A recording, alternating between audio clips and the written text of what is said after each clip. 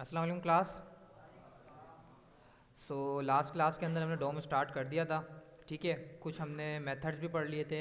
हमने ये भी देख लिया था डोम ट्री क्या होता है, डोम क्या हेल्प करता है, क्यों यूज़ करते हैं हम डोम। कोई बताना चाहे क्या बेसिक यूज़ केस है उसका। HTML को जावास्क्रिप्ट में लिखने के लिए, मतलब आपस में इंटरेक्ट करने के लिए बिटवीन, मतलब वही कि हम कम्युनिकेट कर सकते हैं। HTML को जावास्क्रिप्ट और HTML दोनों की कम्युनिकेशन करता है डॉम। डॉम ब्रिज है जिसकी हेल्प से ये कम्युनिकेशन हो पाती है। कि भाई हम पहले क्या कर रहे थे कि HTML की स्टैटिक वेबसाइट्स बना लेते थे, जावास्क्रिप्ट के हमने कुछ क्या कॉन्सेप्ट पढ़े थे, लूप्स, एरे, बट उसके अंदर क्या था, हार्ड कोडेड नंबर से, रैंडम नंबर से, या कुछ ऐसा काम कर रहे थे जिसके अंदर UI नहीं थी। अब हमें क्या करना है, हमें UI भी चाहिए और लॉजिक भी चाहिए। जब दोनों चीज़ें मर्ज होंगी जब भी तो हमारी एक पूरी डायनेमिक वेबसाइट बनेगी ना। अगर हम अलग अलग कॉन्सेप्ट पे देखें तो हम HTML CSS से सिर्फ स्टैटिक वेबसाइट बना सकते हैं, और जावास्क्रिप्ट से हमने सिर्फ प्रोग्रामिंग लॉजिक्स देखे थे कि लूप्स किस तरीके से काम करते हैं। अगर हम इन दोनों को जो है वो कनेक्ट करेंगे जब भी हम एक डायनेमिक वेबसाइट बना पाएंगे ना। डायनेमिक वेबसाइट बनाने के लिए है कि UI भी हो हमारे पास, और हमारे पास डायनेमिक लॉजिक लगाने के लिए कोई प्रोग्रामिंग लैंग्वेज भी हो। तो प्रोग्रामिंग लैंग्वेज में हम जावास्क्रिप्ट यूज़ करेंगे, UI के लिए हम HTML CSS यूज़ करेंगे। और इन दोनों की इंटरेक्शन कौन कराएगा, इन दोनों का कम्युनिकेशन कौन कराएगा, वो कराएगा डॉम। डॉम क्या है, ब्रिज है इन दोनों के बिटवीन, HTML और जावास्क्रिप्ट के। क्यों यूज़ करते हैं हम, ताकि हम इनमें आपस में कम्युनिकेशन कर पाएँ। HTML का कंटेंट हम जावास्क्रिप्ट को देते हैं, जावास्क्रिप्ट का कंटेंट हम HTML को देते हैं। ये रन टाइम के ऊपर दोनों आपस के अंदर अपना कंटेंट जो है वो शेयर कर रहे होते हैं। ठीक है, अब ये है कि ये कॉन्सेप्ट मैंने पढ़ा दिया था। थोड़ा सा जो है मैं कंसाइज वे के अंदर कुछ रिपीट कर दूंगा, मेन पॉइंट जो है। ठीक है, अब बेसिकली मैंने आपको बताया था कि डॉम, डॉम की फुल फॉर्म क्या होती है, डॉक्यूमेंट ऑब्जेक्ट मॉडल। ठीक है, ये हमारे पास क्या है, एक प्रोग्रामिंग इंटरफेस है। ठीक है, जो रिप्रेजेंट करता है हमारे HTML डॉक्यूमेंट को एज ट्री ऑफ ऑब्जेक्ट। अच्छा, ट्री ऑफ ऑब्जेक्ट यूज़, ये मतलब एक कॉन्सेप्ट है ना, एक इमेजनरी कॉन्सेप्ट है। बिहाइंड द सीन ये नहीं होता कि ऐसा ट्री बना के जो है वो दे रहा हो हमारे HTML को, या हमारा HTML ऐसा कंटेंट दे रहा हो जावास्क्रिप्ट को। बिहाइंड द सीन क्या होता है, वो एक वेरिएबल बनाता है। ठीक है, हमने ऑब्जेक्ट पढ़ा था तो मैंने बताया था कि ऑब्जेक्ट के कॉन्सेप्ट से देखें तो वो एक डॉक्यूमेंट के नाम से वेरिएबल बनाता है। जैसे हम HTML में कोई कंटेंट लिखते हैं, उसके अंदर वो किस स्ट्रक्चर वाइज कंटेंट को रख रहा होता है, वो सबसे पहले देखेगा कि भाई सबसे पहले इसका पेरेंट क्या है। सबसे पहले सबका जो पेरेंट एलिमेंट होता है वो क्या होता है, HTML। HTML के टैग के अंदर ही बाकी सारे कंटेंट होते हैं, बाकी सारे टैग होते हैं। लाइक HTML का टैग बनेगा सबसे पहले, फिर वो क्लोज होगा, उसके अंदर उसके सेंटर के अंदर क्या होगा, फिर एक हेड का टैग बनता है, वो क्लोज होता है। उस हेड के टैग के अंदर क्या होता है, टाइटल का टैग होता है, जिसके अंदर हमारा टाइटल आ रहा होता है, वेबसाइट का नेम आ रहा होता है। मेटा का टैग होता है फॉर SEO। ठीक है, फेवी आइकन हम यूज़ कर रहे होते हैं फॉर लोगो के, वेबसाइट का एक लोगो क्या है, कोई भी डायनेमिक। ठीक है, वो सारा कंटेंट हमारा होता है हेड के अंदर। फिर हमारा आता है बॉडी। बॉडी में हमारा सारा मेन कंटेंट होता है, मेन एलिमेंट होते हैं। जैसे हम H1 बना रहे हों, या जितने भी हमने एलिमेंट्स पढ़े थे, P का टैग पढ़ा था, डिप पढ़ा था, 70 टैग पढ़े थे, हेडर पढ़ा था, फुटर पढ़ा था, वट हमने जितने भी टैग पढ़े थे वो सारे टैग हम किस में बना रहे होते हैं, वो बॉडी के अंदर बना रहे होते हैं। ठीक है, तो वो किस तरीके से स्ट्रक्चर बना रहा होगा, पहले हम देखते हैं ग्राफिकल वे में। ग्राफिकल वे में तो आपको बहुत ईजिली समझ में आ जाएगा। ठीक है, इसलिए हम डोम ट्री के तौर पर रिप्रेजेंट करते हैं, ताकि हम रिप्रेजेंट हम बिहाइंड द सीन बता सकें कि बिहाइंड द सीन कम्युनिकेशन किस तरीके से हो रही है। तो उसमें क्या होता है कि डॉक्यूमेंट नाम का एक क्या होता है हमारे पास, मेथड कह लो, वेरिएबल कह लो। ठीक है, वेरिएबल कह लो। ठीक है, डॉक्यूमेंट नाम का एक वेरिएबल होता है, उसके अंदर क्या होता है, उसके अंदर पूरा कंटेंट इस तरीके से, अगर हम डॉम ट्री के हेल्प से देखें तो इस तरीके से सारा कंटेंट जो है ना वो शो हो रहा होता है। इस तरीके से सारा कंटेंट जावास्क्रिप्ट को सेंड हो रहा था। उसमें क्या होता है, सबसे पहले हमारा पेरेंट होता है कि भाई इसने क्या किया, यूज़र ने एक पेरेंट जो है अपना एलिमेंट बनाया विच इज़ HTML। ठीक है, वो बॉयलर प्लेट से बनता ही बनता है। जब हम बॉयलर प्लेट की कमांड लिखते हैं तो उसके अंदर हमारे पास आ रहा होता है HTML, फिर उसके अंदर हेड का टैग आ रहा होता है, उसके अंदर बॉडी का टैग आ रहा होता है, फिर बॉडी के अंदर डायनेमिक हमारे एलिमेंट आ रहे होते हैं, और हेड के अंदर जो हमारे पास टाइटल आ गया, मेटा का टैग आ गया, ये सब चीज़ें हमारे पास आ रही होती हैं। तो इसी तरीके से वो क्या करेगा, डॉम के अंदर भी जो है ना वो रिप्रेजेंट कर रहा होगा। जैसे उसने बोला कि भाई यूज़र ने क्या किया हुआ है, इस फाइल के अंदर एक HTML का टैग बना हुआ है। उस HTML टैग के अंदर क्या है, दो चीज़ें हैं, एक हमारे पास हेड का टैग है और एक हमारे पास क्या है, बॉडी का टैग है। जी, किसी को कोई क्वेश्चन है, आप भी आगे हैं। जी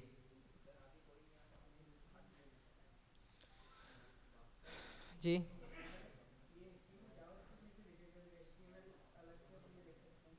HTML तो हम अलग से लिख रहे हैं ना। जावास्क्रिप्ट के अंदर हम उसका कंटेंट गेट कर रहे थे, उसको मैनिपुलेट कर रहे थे, हम अलग से तो नहीं लिख रहे थे। अलग से भी लिख सकते हैं, और बहुत सारे यूज़ केस में हमें अलग से भी लिखनी होगी जावास्क्रिप्ट के अंदर, इंस्टेड ऑफ HTML, क्योंकि HTML में स्टैटिक लिख रहे होंगे। अब मैं चाह रहा हूँ कि इस तरीके का मैं लॉजिक बनाना चाह रहा हूँ कि भाई मैं ऑन क्लिक के ऊपर कोई नया एलिमेंट बनाना चाह रहा हूँ। मैं चाह रहा हूँ कि यूज़र जब उस बटन पे क्लिक करे तो एक नया LI बन जाए, एक नया H1 बन जाए, एक नया P बन जाए। ठीक है, अगर आप टू डू लिस्ट देखते हो तो उसमें क्या होता है, हम आगे जाके टू डू लिस्ट भी बनाएंगे थर्ड या फोर्थ के अंदर। बस ये हमारा कॉन्सेप्ट जो है वो डॉम खत्म हो जाएगा। कोशिश करूँगा आज या कल के अंदर इसको वाइंड अप कर लें। उसके बाद फिर हम टू डू लिस्ट बना के देखेंगे। डायनेमिक टू डू लिस्ट होगी। टू डू लिस्ट का पता होगा आपको, सबके मोबाइल में नोट पैड होता है, मतलब नोट पैड लाइक एप्लीकेशन होती है। उसमें क्या होता है कि आप अपनी कोई भी आपको काम करना है वो आप सेव कर सकते हो। ठीक है, एक प्लस का बटन होता है, उस पर क्लिक करते हो, कुछ अपना जब इसका नाम टू डू लिस्ट है कि कुछ भी आपको कोई चीज़ याद रखनी है, कोई मेमोराइज करनी है, तो वो लिखोगे, उसको सेव करा लोगे, कल को आप उसको देख सकते हो, नया डेटा जो है वो ऐड कर सकते हो, पुराना डिलीट कर सकते हो। तो हम बनाएंगे to do list with the help of DOM. अब ये है कि हमारे पास दोनों यूज़ केस में आ रही होगी कि हम जावास्क्रिप्ट के अंदर भी कहीं HTML लिख रहे होंगे और कहीं HTML का कंटेंट जावास्क्रिप्ट में गेट कर रहे होंगे, मैनिपुलेट कर रहे होंगे। तो दोनों यूज़ केस होंगे हमारे। ठीक है भाई, अब सामने देख लो, आप ही को बता रहा था मैं, आप वहाँ पर बैठे हो। अब देखो किस तरीके से रिप्रेजेंट करता है डॉम के अंदर स्ट्रक्चर। आपको पता है कि HTML इन सबका क्या है, पेरेंट है। हेड और बॉडी का पेरेंट है ना HTML। ये बताया था ना कि HTML इनका क्या पेरेंट है। इनके चिल्ड्रन कौन कौन से हैं, एक हेड है और एक बॉडी है, क्योंकि दो ही टैग जो है ना इस HTML के अंदर जो है वो डिफाइन हो रहे हैं। एक हेड का टैग है वो बंद होता है, फिर बॉडी का टैग है फिर बंद होता है। फिर हेड के टैग के अंदर भी हमारे पास जिस तरीके से इसने बॉडी में रिप्रेजेंट किया है कि हेड के टैग में मान लो कि हमारे पास टाइटल का टैग होता है, एक मेटा का टैग होता है। अब बॉडी में बता रहा है कि बॉडी में यूजर ने क्या किया, डायनेमिक जो है टैग्स बनाए। सबसे पहले उसने एक H1 का टैग बना दिया, उसके नीचे उसने इनपुट का टैग बना दिया, उसके नीचे उसने बटन का टैग बना दिया, उसके नीचे उसने UL का ऑर्डर लिस्ट का टैग बना दिया, सॉरी अनऑर्डर लिस्ट का टैग बना दिया। उसके बाद उसने क्या किया, LI मतलब लिस्ट। अनऑर्डर और ऑर्डर के लिए हमें LI का टैग भी जो है रिक्वायर्ड होता है, जिसके अंदर हम पूरी लिस्ट डिफाइन कर रहे होते हैं। तो आप भी आगे आओ। आज आ गए हम। अनस याद आ गया? अनस थे, कौन थे? नहीं यार, आप हो। अच्छा अच्छा देखो, इस तरीके से हमारे पास डायनेमिक कंटेंट है। अब इसमें क्या रिप्रेजेंट हो रहा है, इसमें मुझे बता रहा है कि भाई आपके पास एक ग्राफिकल वे में बता रहा है डॉम को, मेरे जावास्क्रिप्ट को, कि यूज़र ने जो है ना इस तरीके का HTML का कंटेंट बनाया, जिसके अंदर उसने HTML का टैग बनाया, उसके अंदर हेड का टैग है, उसके अंदर बॉडी का टैग है, बॉडी के अंदर भी चिल्ड्रन है H1 input button UL LI। अब इससे क्या हेल्पफुल हुआ, इससे ये हुआ कि कल को हमें जावास्क्रिप्ट के अंदर जाके किसी भी स्पेसिफिक टैग को जो है वो गेट करना है, किसी भी उसका कॉन्टेंट चेंज करना है। एक तो उसने क्या सीक्वेंस के अंदर हमारे पास स्ट्रक्चर डिफाइन कर दिया कि यूज़र का ये HTML का जो है वो पूरा ग्राफ है। ठीक है, अब उसमें क्या है कि एक ग्राफिकल रिप्रेजेंटेशन मिल गया, हमें पता चल गया है कि मतलब हमारे डॉम को पता चल गया है कि यूज़र ने इस जगह पर ये टैग डिफाइन करे हैं। तो अगर मैं कल को बोलूँ कि इस फलाना टैग का कंटेंट उठा के मुझे दो, तो वो दे देगा। उसको पता है कि ये बॉडी के अंदर ही पड़ा हुआ होगा। बॉडी के अंदर अगर मैं कल को बोलूँ कि मुझे बटन का टैग जो टेक्स्ट चाहिए, मैं कल को बोलूँ H1 का टेक्स्ट चाहिए, H1 के अंदर मुझे कोई डायनेमिक कंटेंट इम्बेड कराना है, या हमें कोई चीज़ को डिलीट कराना है, कि कुछ भी हमें इसको रिप्लेस करना है कल को, तो हमें पता है भाई, डॉम को पता है कि भाई ये चीज़ यहाँ पर पड़ी हुई है। अब आप बोलोगे सर कि इस तरीके से जावास्क्रिप्ट के अंदर तो कोई चीज़ सेव हो नहीं रही होती ना, हम इस तरीके से गेट कर सकते हैं। तो एक ग्राफिकल रिप्रेजेंटेशन बता दिया आपने मुझे, हम लोगों को बता दिया कि भाई एक ट्री बना के दिखा दिया। ठीक है ट्री, लेकिन ये डॉम ट्री जावास्क्रिप्ट थोड़ी अंडरस्टैंड करता है, उसको थोड़ी पता है क्या है ग्राफ क्या है। उसमें तो हमने कॉन्सेप्ट पढ़े थे कि वो लूप्स, एरे, ये सारे कॉन्सेप्ट पढ़े थे उसके अंदर। तो इस तरीके से अगर हम उसको जावास्क्रिप्ट को ये चीज़ भेजेंगे तो उसको कैसे पता चलेगा, कल को हम गेट करेंगे, कैसे गेट करेंगे। तो मैंने बता रहा हूँ कि ये हमारा डॉम ट्री है, ये हम इमेजिनरी ट्री जो है ना वो इमेजिन करते हैं कि इस तरीके से स्ट्रक्चर होता है हमारे पास ना डॉम ट्री का। अब बिहाइंड द सीन क्या हो रहा था, बिहाइंड द सीन ये हो रहा होता है कि डॉम ऑटोमेटिकली क्रिएट हो जाता है। जब भी आप 1 लाइन ऑफ कोड लिख दोगे ना HTML के अंदर, मतलब आपने लिखा जावास्क्रिप्ट जब तक कनेक्ट नहीं करी, जब तक कुछ नहीं होगा, जैसे आपने जावास्क्रिप्ट कनेक्ट की ऑटोमेटिकली डॉम भी क्रिएट हो जाएगा। ठीक है, उसका डॉम भी क्रिएट हो जाएगा कि कल को आपको जावास्क्रिप्ट के अंदर उसको एक्सेस करना हो, गेट करना हो, तो सब चीज़ें जैसे ही आप जावास्क्रिप्ट उसके साथ इंटीग्रेट करते हुए, खाली आपने एक खाली जावास्क्रिप्ट की फाइल बनाई, एक HTML की फाइल बनाई, HTML में आपने जो है वो कुछ कंटेंट लिख दिया और जावास्क्रिप्ट से कनेक्ट कर दिया, जो हम सबसे पहले क्लास में कर रहे होते हैं जब भी हम कोई फोल्डर खोलते हैं। उसी वक्त डॉम क्या हो जाएगा, उसके साथ कनेक्ट हो जाएगा, और डॉम के अंदर भी वो सारी इन्फॉर्मेशन आ जाएगी जो उस HTML की फाइल के अंदर थी। अब उसके अंदर क्या क्या इन्फॉर्मेशन थी, अगर हम बॉयलर प्लेट से देखें कि हमने सिर्फ बॉयलर प्लेट बनाई, उसके अंदर क्या होता है कि जैसे ही मैं बॉयलर प्लेट बनाता हूँ, Shift 1 प्रेस करता हूँ तो मेरे पास एक बॉयलर प्लेट बन जाती है। उसके अंदर क्या होता है, एक HTML का टैग होता है, HTML के टैग के अंदर क्या होता है, एक हेड का टैग होता है। ठीक है, हेड के टैग के बाद क्या होता है, एक बॉडी का टैग होता है नीचे। भाई सामने देख लो, भूतों को थोड़ी पढ़ा रहा हूँ मैं, आप दोनों यहाँ देखें सामने। ठीक है, इस तरीके का स्ट्रक्चर होता है ना हमारा HTML का। तो अब वो किस तरीके से मेंटेन होगा, वो सब चीज़ें मेंटेन होगी ऑब्जेक्ट के अंदर। वो क्या करेगा, एक डॉक्यूमेंट नाम की जो है वो वेरिएबल बनाएगा, उसको एक ऑब्जेक्ट बना देगा ना, उसका जो प्रोटोटाइप है वो ऑब्जेक्ट बना देगा, डॉक्यूमेंट नाम का वो एक ऑब्जेक्ट बना देगा behind the scene for communication with JavaScript. क्या करेगा, डॉक्यूमेंट नाम का उसने ऑब्जेक्ट बना दिया, उसके अंदर वो कंटेंट किस तरीके से मैनेज करेगा। उसने बोला कि यूज़र ने सबसे पहले एक HTML का टैग बनाया, तो उसने क्या किया, एक HTML की की रखी, ठीक है, HTML की की रखी, उसने देखा कि HTML के अंदर और क्या क्या कंटेंट है। तो मैंने बोला कि भाई HTML के अंदर भी मेरे पास क्या है, तो सबसे पहले मेरे पास क्या है, इसको फिलहाल के लिए मैं रिमूव करता हूँ। अभी समझो कि बस एक खाली ऑब्जेक्ट था, ठीक है,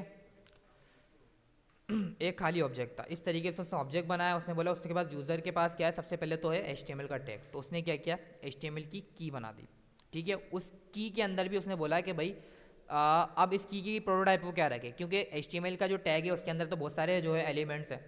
तो उसने क्या किया कि उस HTML की प्रोटोटाइप भी क्या रख दी है, ऑब्जेक्ट रख दिया। तो ये क्या हो गया, हमारा नेस्टेड ऑब्जेक्ट का कॉन्सेप्ट हो गया। ऑब्जेक्ट सबने पढ़ा है, ऑब्जेक्ट का कॉन्सेप्ट सबको पता होगा, तो पता है कि हम क्या कर रहे हैं, ठीक है। उसके बाद उसने बोला कि HTML के अंदर भी मेरे पास क्या है, HTML के अंदर भी मेरे पास दो चिल्ड्रन होते हैं। एक मेरे पास क्या होता है, एक हेड होता है और एक बॉडी होता है। HTML के अंदर जब हम HTML का टैग बनाते हैं उसके अंदर हमारे पास दो टैग होते हैं ना, एक हेड होता है और एक बॉडी होता है। उसने बोला कि HTML के अंदर भी मेरे पास क्या है, दो की जो है वो दो एलिमेंट है। तो उसने क्या किया, उसको भी एक की से रिप्रेजेंट किया विच इज़ हेड। उसके अंदर क्या किया उसने, सबसे पहले इसके अंदर वो हेड का कंटेंट डालेगा कि हेड के अंदर क्या क्या चीज़ें रखी हुई हैं। और उसने बोला कि HTML के अंदर मेरे पास एक और एलिमेंट है विच इज़ अ बॉडी का टैग।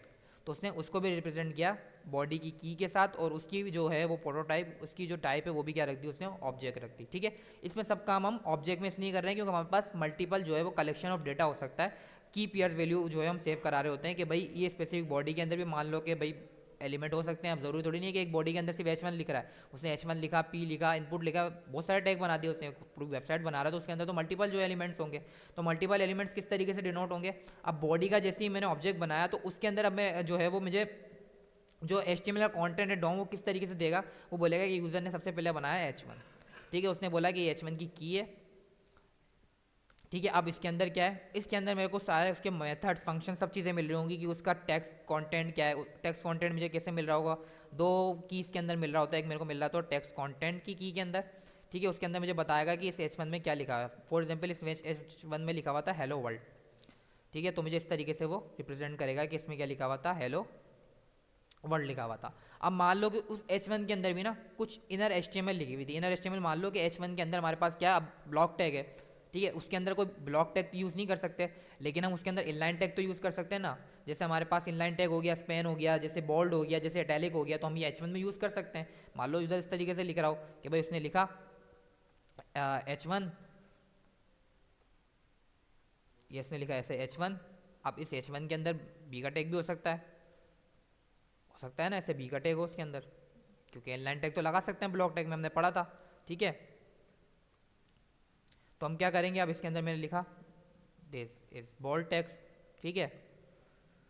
ऐसे भी हो सकता है, बाहर भी कोई कंटेंट हो सकता है, ठीक है, कुछ भी हो सकता है, XYZ बाहर भी कंटेंट हो सकता है। अब इसको तो ये तो टेक्स्ट कंटेंट है ही नहीं ना।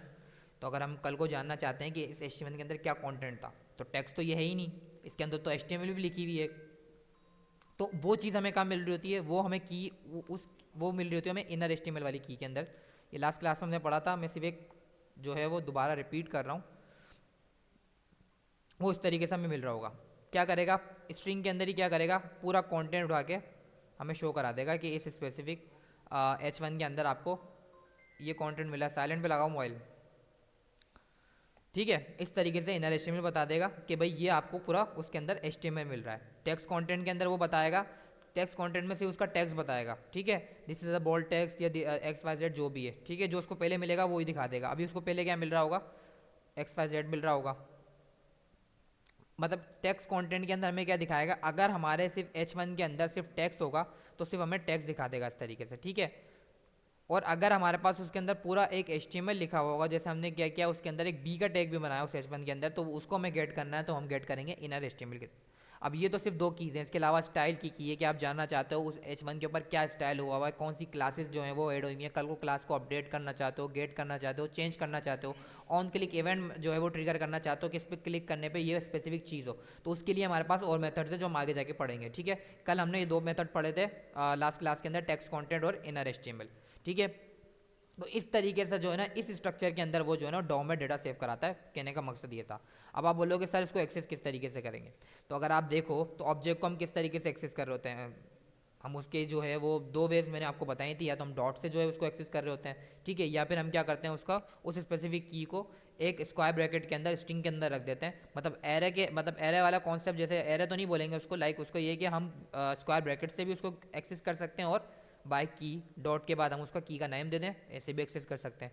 तो इसके अंदर भी यही है कि ये खुद में एक ऑब्जेक्ट है, तो हम इसको इस तरीके से एक्सेस कर सकते हैं इजीली, मसला नहीं है इसके अंदर भी। अब ये बताने का मकसद क्या है कि आपको पता हो कि भाई बिहाइंड द सीन किस तरीके से जो है वो कम्युनिकेशन हो रही होती है HTML और जावास्क्रिप्ट की, ठीक है। बिहाइंड द सीन किस तरीके से कम्युनिकेशन हो रही होती है HTML CSS जावास्क्रिप्ट की, ठीक है। सेशन के बाद फिर स्टार्ट करते हैं प्रैक्टिकली, ठीक है।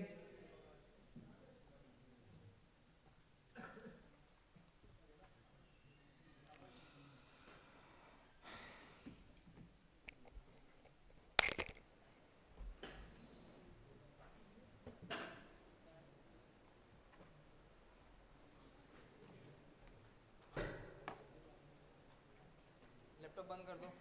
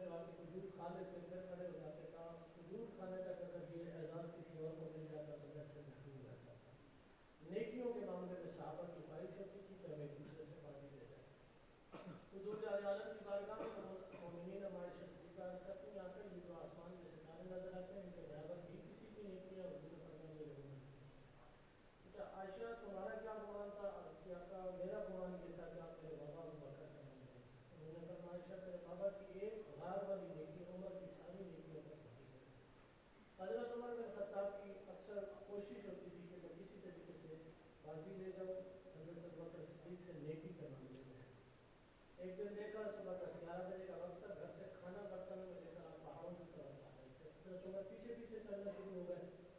पहाड़ों के पीछे गए थे, कच्चा सा घर, झोंपड़ी नुमा घर था। हजरत अबू बकर सिद्दीक खाना लेकर अंदर गए और घंटे बाद घर से बाहर निकले तो हजरत उमर बिन खत्ताब समझ गए कि किसी को यहाँ खाना खिलाने के लिए आते हैं। सोचा कि कल ये काम मैं कर दूँगा। वक्त से पहले खाना लिया और खाना लेकर उस झोंपड़ी नुमा घर में पहुँच गए। अंदर जो सलीका देखा, सफाई का निज़ाम देखा, घर के मकीन तलाश किए तो एक बूढ़ी 80-90 साल की खातून नजर आई जो आंखों से नामी करती।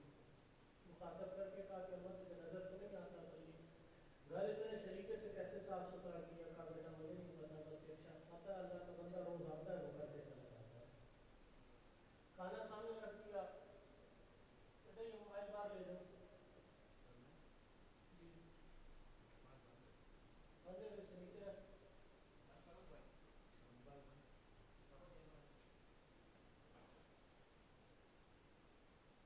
हजरत उमर बिन खत्ताब ने जाके खाना पेश किया और वहाँ कुछ नामीना थी तो आपने खाना सामने रख दिया, उसमें बताया, उसे खाना आपके लिए लाया, वो खाना खाना शुरू किया। पहला लुकमा ही अभी मुँह में डाला था तो वो बूढ़ी औरत रो कर पूछती है कि ऐ आने वाले अजनबी ये बता क्या दुनिया से अबू बकर चला गया है? तो हज़रत उमर बिन खत्ताब वो जो बाजी लेने के चक्कर में थे वही बात सुनकर और हैरत में पड़ गए। आपको कैसे पता चला? आप तो नाबीना है। कहा बेटा देखा उसे भी कभी नहीं कर देखा, तुझे भी नहीं देखा, लेकिन उसका नाम सुन रखा था कि वो अबू बकर है। तो आपको कैसे पता आने वाला अबू बकर है ये कोई और है? तो वो जो रोज़ आता था वो इतना रहम दिल था तो ये जानता था मेरे मुंह में दांत नहीं है, वो अपने दांतों से दिवाले नरम करके चलाता था और फिर मुझे खिलाया करता था। तो रहम दिली का अवसर जो बकर सिद्दीक की जात में पाया जाता है, ये फिर आकर की उम्मत में ये अवसर फिर किसी के हिस्से में नहीं आया। लेकिन वही शख्स जो इतना रहम दिल हो, रफ़ीकुल कल्ब हो, वो यमामा के मैदान में तलवार उठाकर आ गया और 1200 सहाबा की शहादतें भी पेश कर दे तो अबू बकर सिद्दीक की ज़िंदगी इतनी बात तो समझाती है कि इंसानियत की हमदर्दी के मसले और हैं, लेकिन हुजूर की नामूस का मसला इंसानियत की हमदर्दी से भी बढ़कर है। इसलिए हज़रत अबू बकर सिद्दीक ने जहाँ इंसानियत की मिसालें कायम करनी थी वो भी करके दिखाई और जहाँ हुजूर की खत्म नबूवत पर दुनिया को पैगाम देना था वो पैगाम भी आपने पेश किया। बात बहुत सादा और आसान सी ये है कि इस बात पे कोई शक नहीं है कि आले बैत की मोहब्बत के बगैर हमारा ईमान मुकम्मल हो सकता है, क्योंकि ये बात हमें कुरान में सुन रही है और कुरान ने मोहब्बत करने का नहीं मोहब्बत करने का हुक्म दिया। मोहब्बत और मोहब्बत में फ़र्क क्या होता है? औलाद माँ बाप से और माँ बाप अपनी औलाद से मोहब्बत करते हैं। माँ बाप दुनिया से चले जाए औलाद फिर भी जिंदा रहती है। लोग अपने बच्चों के जनाजे उठाकर दफनाने के बाद माँ बाप फिर भी जिंदा रहते हैं। यानी मोहब्बत में कोई किसी के लिए मरता नहीं है। लेकिन मोहब्बत ये है कि आप मछली को पानी से बाहर निकाल के फेंक दें, वो मरना गवारा करेगी लेकिन ज़िंदगी से प्यारी नहीं होगी, क्योंकि पानी से मछली की मोहब्बत है। अल्लाह के नबी ने फरमाया अहले बैत, अल्लाह का कुरान कहता है हुजूर ने फरमाया अहले बैत से मोहब्बत और मोहब्बत करो। लेकिन समझने की बात यह है कि 1400 सालों के बाद हमें हम जैसे लोगों ने बताया तो हमें ये बात समझ आ गई। तो जिन लोगों पर हम एतराज़ उठा रहे हैं आम लोगों ने नहीं बताया, बल्कि अल्लाह के नबी ने मंबर पर बैठकर खुद ये बात समझाई है। तो हमें समझ आ गई तो कई गुना बढ़कर हमें समझ आई होगी। इस्लाम में मोहब्बत का पैगाम उसी दहलीज से चला है। दहलीज आका की थी, पैगाम दिया साहबा ने और दुनिया में फैला दिया। आज अगर उनकी मोहब्बतों को माशरे में तकसीम करेंगे तो आपस की नफरतें खत्म होगी। अल्लाह हम सबको दीन इस्लाम से और इस्लाम से जुड़ी हुई हर निस्बत से अल्लाह हमें मोहब्बत करने की तौफीक अता फरमाए। अस्सलामु अलैकुम व रहमतुल्लाहि व बरकातहू।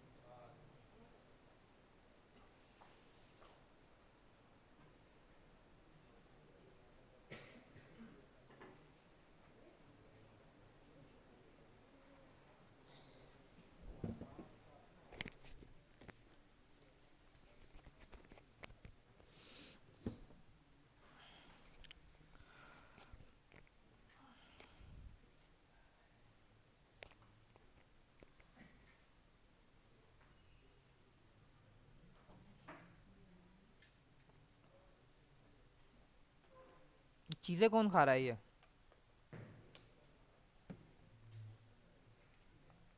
दिख गई ना मुझे अब, तो खैर नहीं होगी उसकी।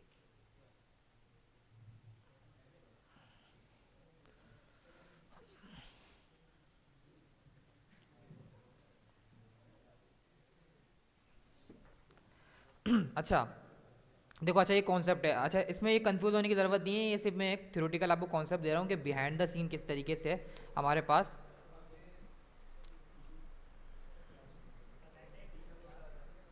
फरहान भाई बुलाइएगा, फैन बंद कर दें और लाइट्स भी जो है ना।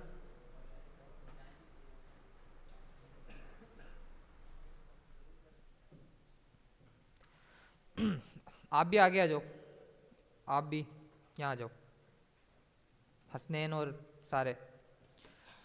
अच्छा अब इस तरीके से हमारे पास क्या हो रहा है, जब हम कुछ भी लिख रहे होते हैं HTML के अंदर, तो इस तरीके से हमारे पास डेटा जावा स्क्रिप्ट को सेंड करता है डॉम। डॉम क्या करता है, उसका एक ऑब्जेक्ट बनाता है, कीज वैल्यू पेयर्स के अंदर उसको डेटा को रखता है। ठीक है, अभी इसने क्या किया है कि इसका मैं आपको ऑब्जेक्ट बता रहा हूँ, अब कुछ ऐसा डेटा होगा कि अब उसमें चांसेस है जैसे H1 जो है वो 3 बार भी लिख सकता है यूज़र, रिस्ट्रिक्ट तो नहीं करेगा ना HTML, मल्टीपल हो सकता है। तो उसको क्या करेगा, इंस्टीड ऑफ ऑब्जेक्ट वो क्या करेगा, उसको एक एरे ऑफ ऑब्जेक्ट बना देगा कि भाई हो सकता है कि H1 के नाम से मेरे पास बहुत सारे टैग हों और उसके अंदर मेरे पास क्या हो, मल्टीपल मेरे पास क्या होंगी उसके अंदर कंटेंट होगा, जैसे जो फर्स्ट वाला H1 होगा उसके अंदर ये कंटेंट होगा, सेकंड वाले में ये होगा, थर्ड वाले में ये होगा। ठीक है, तो उसको एक एरे ऑफ ऑब्जेक्ट बना लेगा। तो जब हम उसको गेट कर रहे होते हैं तो उसका इंडेक्स लगा के गेट कर रहे होते हैं, जैसे मैंने आपको बताया था कि अगर एरे के अंदर से हमें कोई भी एलिमेंट को गेट करना होता है तो हमें उसका इंडेक्स बताना होता है कि कहाँ पर है। आप भी तीनों जल्दी। ठीक है, तो ये कॉन्सेप्ट है बिहाइंड द सीन जो डॉम में यूज़ हो रहा था to establish a communication between HTML and JavaScript. अब सबसे पहले क्या करते हैं, सबसे पहले एक प्रोजेक्ट बना लेते हैं और फिर स्टार्ट करते हैं।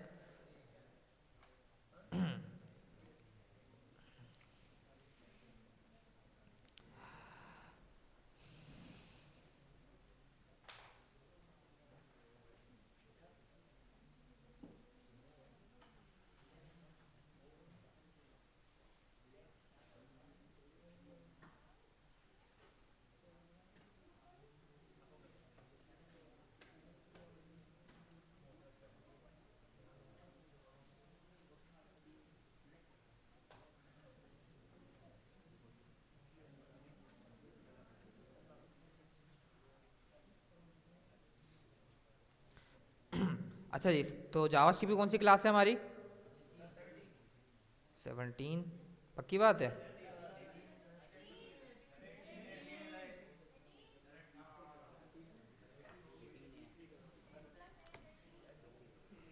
अच्छा जी, तो सबसे पहले इसको क्या करते हैं, VS कोड में ओपन कर लेते हैं। CMD लिखूंगा यहाँ पर, मेरे पास कमांड प्रॉम्प्ट एप्लीकेशन ओपन हो जाएगी। यहाँ पर मैं लिखूंगा कोड स्पेस फुल स्टॉप, जैसे मैं एंटर करूँगा तो मेरे पास ये स्पेसिफिक फोल्डर VS कोड के अंदर ओपन हो जाएगा। ठीक है, आप इस तरीके से कर लें, राइट क्लिक करके ओपन विथ VS कोड कर लो या यहीं से डायरेक्ट जो है वो ओपन कर लो, इट्स कम्प्लीटली आपके ऊपर है।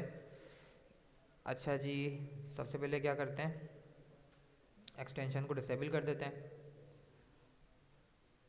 अच्छा, गिटहब एजुकेशन के लिए अप्लाई किया है किसी ने? अप्रूव हो गया? वर्चुअल पे हुआ है ना? वर्चुअल पे हाँ। किसी कॉलेज वाले ने रिजेक्ट कर दिया? रीज़न बताया होगा उसने।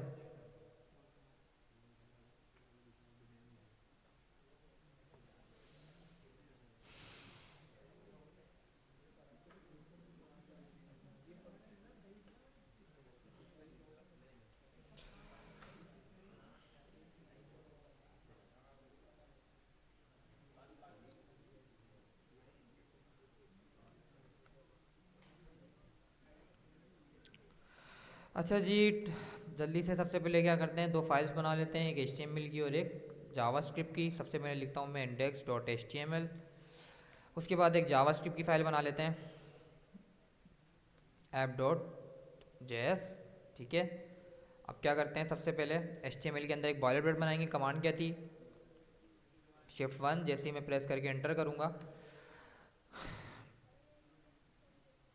तो मेरे पास HTML की एक बॉयलर प्लेट क्रिएट हो जाएगी। अब मैं क्या करूँगा, लिंक करूँगा अपनी जावास्क्रिप्ट की फाइल को इस HTML के साथ। कौन सा टैग यूज़ करेंगे, स्क्रिप्ट का टैग यूज़ करेंगे।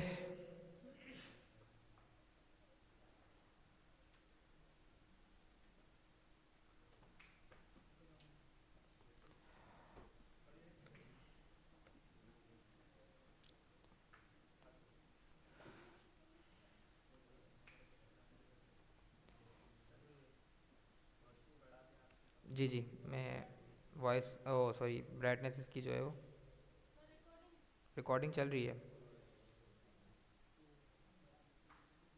अब विजिबल है?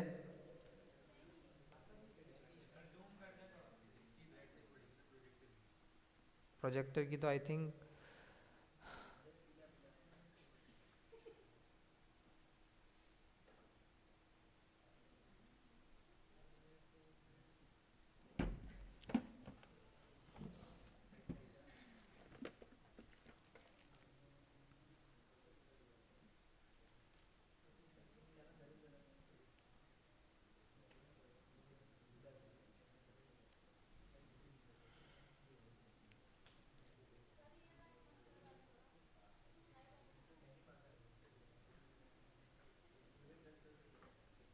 लाइट्स पे इफेक्ट पड़ भी रहा है या नहीं?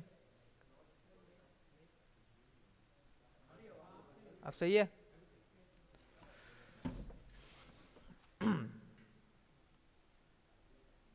जूम कर देता हूँ मैं इसको। ठीक है, अब विजिबल है। अब एसआरसी के एट्रीब्यूट के अंदर हमें क्या करना पड़ेगा, उस स्पेसिफिक जावास्क्रिप्ट की फाइल का हमें पाथ देना पड़ेगा जिसको हमें इंटीग्रेट करना है। मैं लिखूंगा फुल स्टॉप स्लैश।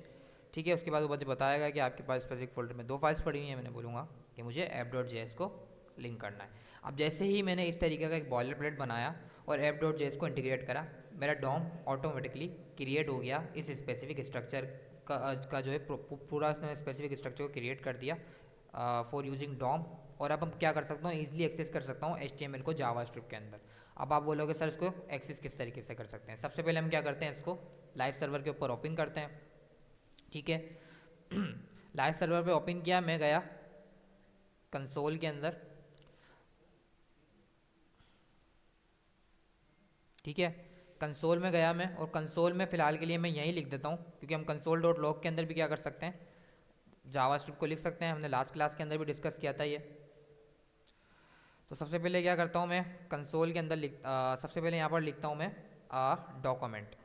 ठीक है, मैंने यहाँ लिखा डॉक्यूमेंट, एंटर किया तो उसने क्या किया, पूरा स्ट्रक्चर मुझे प्रोवाइड कर दिया कंसोल के अंदर। ठीक है, मतलब मैंने सेम एस क्या किया, अगर मैं जाके जावास्क्रिप्ट के अंदर लिखता कंसोल डॉट लॉग डॉक्यूमेंट, तो मैंने क्या किया, instead of console dot log लिखता फिर उसके अंदर डॉक्यूमेंट लिखता, मैं क्या किया, मैंने डायरेक्ट जो है अपना कंसोल टैब खोला और वहाँ पर जो भी मैं स्पेसिफिक प्रॉपर्टी को एक्सेस करना चाहता हूँ मैं वो लिख के एंटर करूँगा, वो स्पेसिफिक मुझे आउटपुट दे देगा SMS जो कंसोल डॉट लॉग में दिया। अब मैंने कंसोल डॉट लॉग में डॉक्यूमेंट लिखा था तो उसने मुझे पूरा स्ट्रक्चर दे दिया मेरे HTML का। जी, क्या कंसोल नहीं चला जाता है?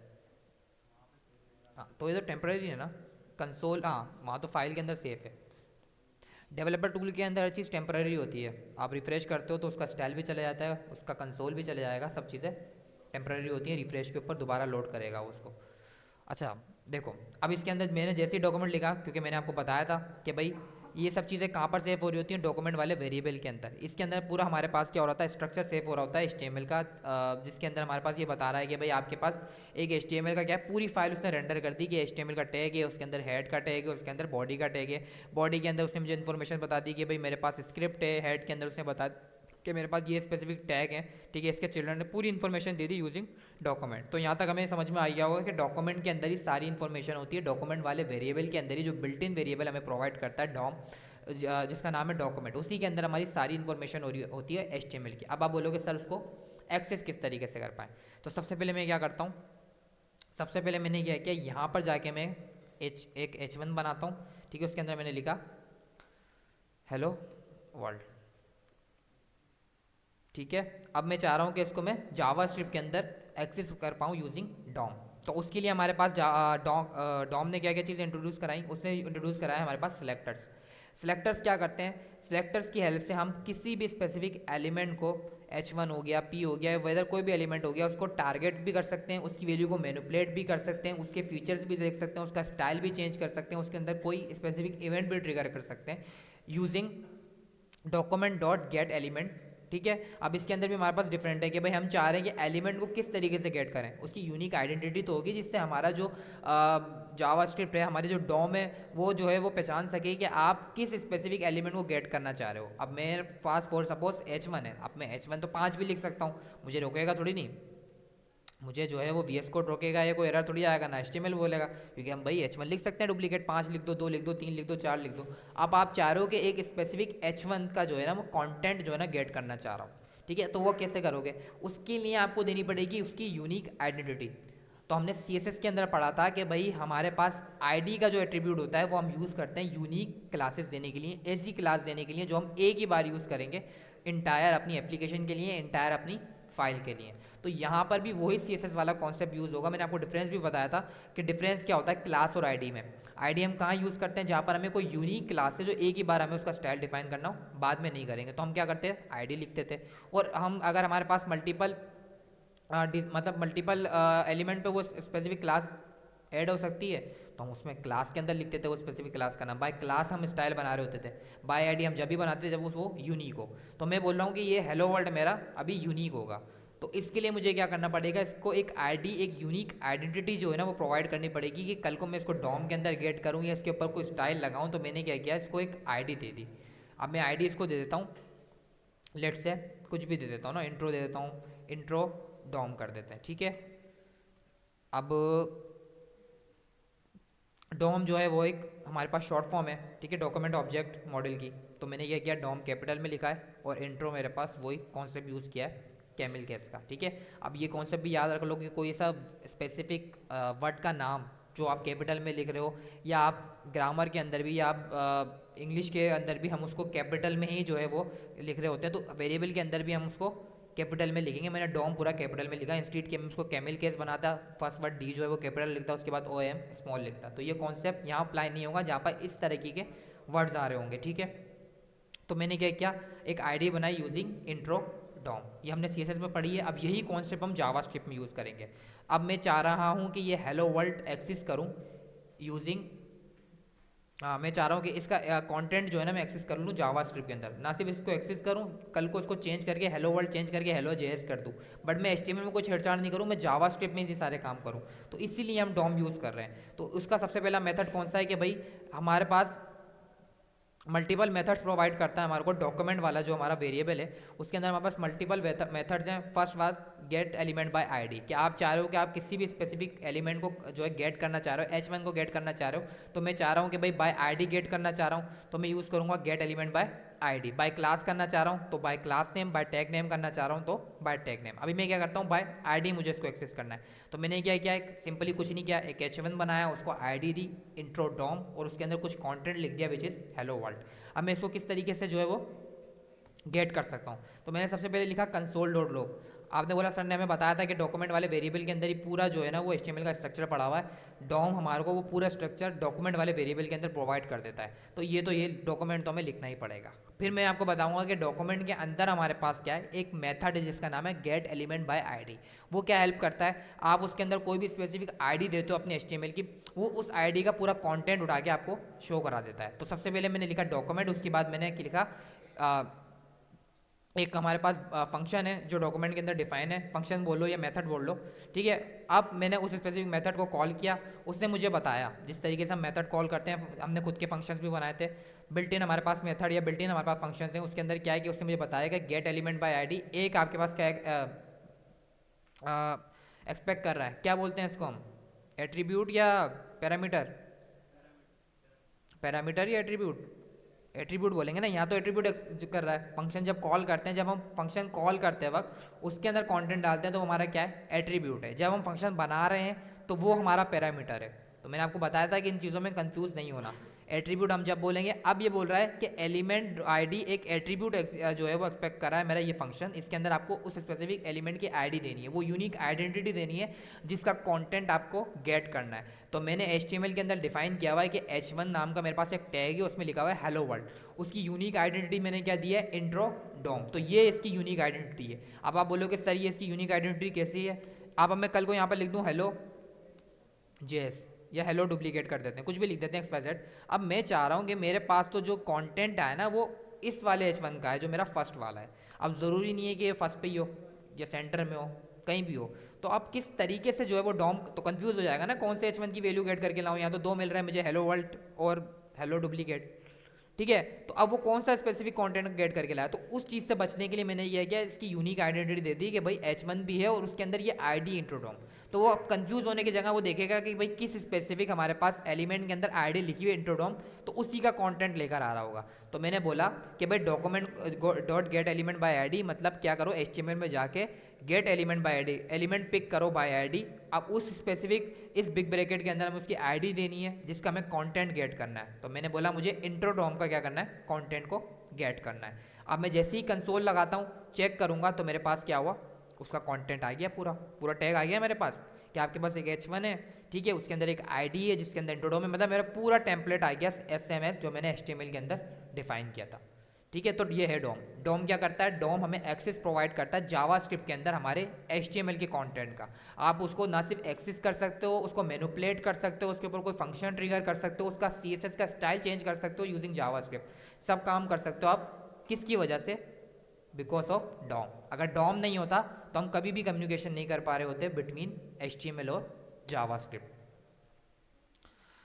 ठीक है, अब हम क्या करते हैं, अब मुझे क्या करना है, मुझे इसके ऊपर कोई, अब मुझे इसका जो पूरा टैग नहीं चाहिए था, मैंने आपको बोला कि मुझे इसका कंटेंट चाहिए था। तो सबसे पहले क्या करता हूँ, फॉर क्लीन UI में क्या करता हूँ, एक वेरिएबल के अंदर क्या करता हूँ, इसको स्टोर कर लेता हूँ जो भी मेरे पास आउटपुट आ रहा है इस document dot get element by ID का। तो सबसे पहले बताओ कॉन्स्ट लिखूँ या लेट लिखूँ, कॉन्स्ट, कोई मसला तो नहीं है कॉन्स्ट लिखने में, कल को मैनिपुलेट तो नहीं कर रहे होंगे ना। तो हमें अगर हम कॉन्स्ट लिख देंगे तो कोई मसला नहीं है, हमें ये एक ही दफ़ा वेरिएबल को डिक्लेयर और इनिशियलाइज करना है, कल को नहीं कर रहे होंगे। तो मैंने बोला कॉन्स्ट और मैंने कोई भी स्पेसिफिक वेरिएबल का नाम दे दिया, फॉर एग्जांपल सेम दे दिया, इंट्रो डॉम, कुछ भी दे सकते हैं आप, इट्स अप टू यू। मैंने इंट्रो डॉम दे दिया, ठीक है। हमें पता है कि वेरिएबल का नाम कुछ भी रख सकते हैं, dynamic, it's up to you, बस यूनिक होना चाहिए वो नाम उस फाइल के अंदर और कहीं भी यूज़ नहीं हो रहा हो, ठीक है। कॉन्स्ट तो आपको वैसे भी रन टाइम पे एरर दे देगा, वो आपको डिफाइन भी नहीं करने देगा विद डुप्लीकेट नेम, या डिक्लेयर भी करने नहीं देगा, ठीक है। उसके बाद मैंने बोला सेम जो मैंने कंसोल में लगाया डॉक्यूमेंट वाला, मैंने क्या किया, वेरिएबल उठाया, मुझे पता है कि डॉक्यूमेंट के अंदर ही पूरा HTML मिलेगा, मुझे सारा कंटेंट उस डॉक्यूमेंट वाले वेरिएबल के अंदर ही, उस कीवर्ड के अंदर ही पड़ा हुआ, कीवर्ड बोल लो या मैं जो है वेरिएबल बोल लो, इट्स अप टू यू। उसके बाद मैंने बोला उसके अंदर हमारे पास क्या है, एक फंक्शन है गेट एलिमेंट बाय आईडी, ठीक है। वो वाला गेट एलिमेंट बाय आईडी वाला फंक्शन आप कॉल करो उस डॉक्यूमेंट वाले कीवर्ड के अंदर से।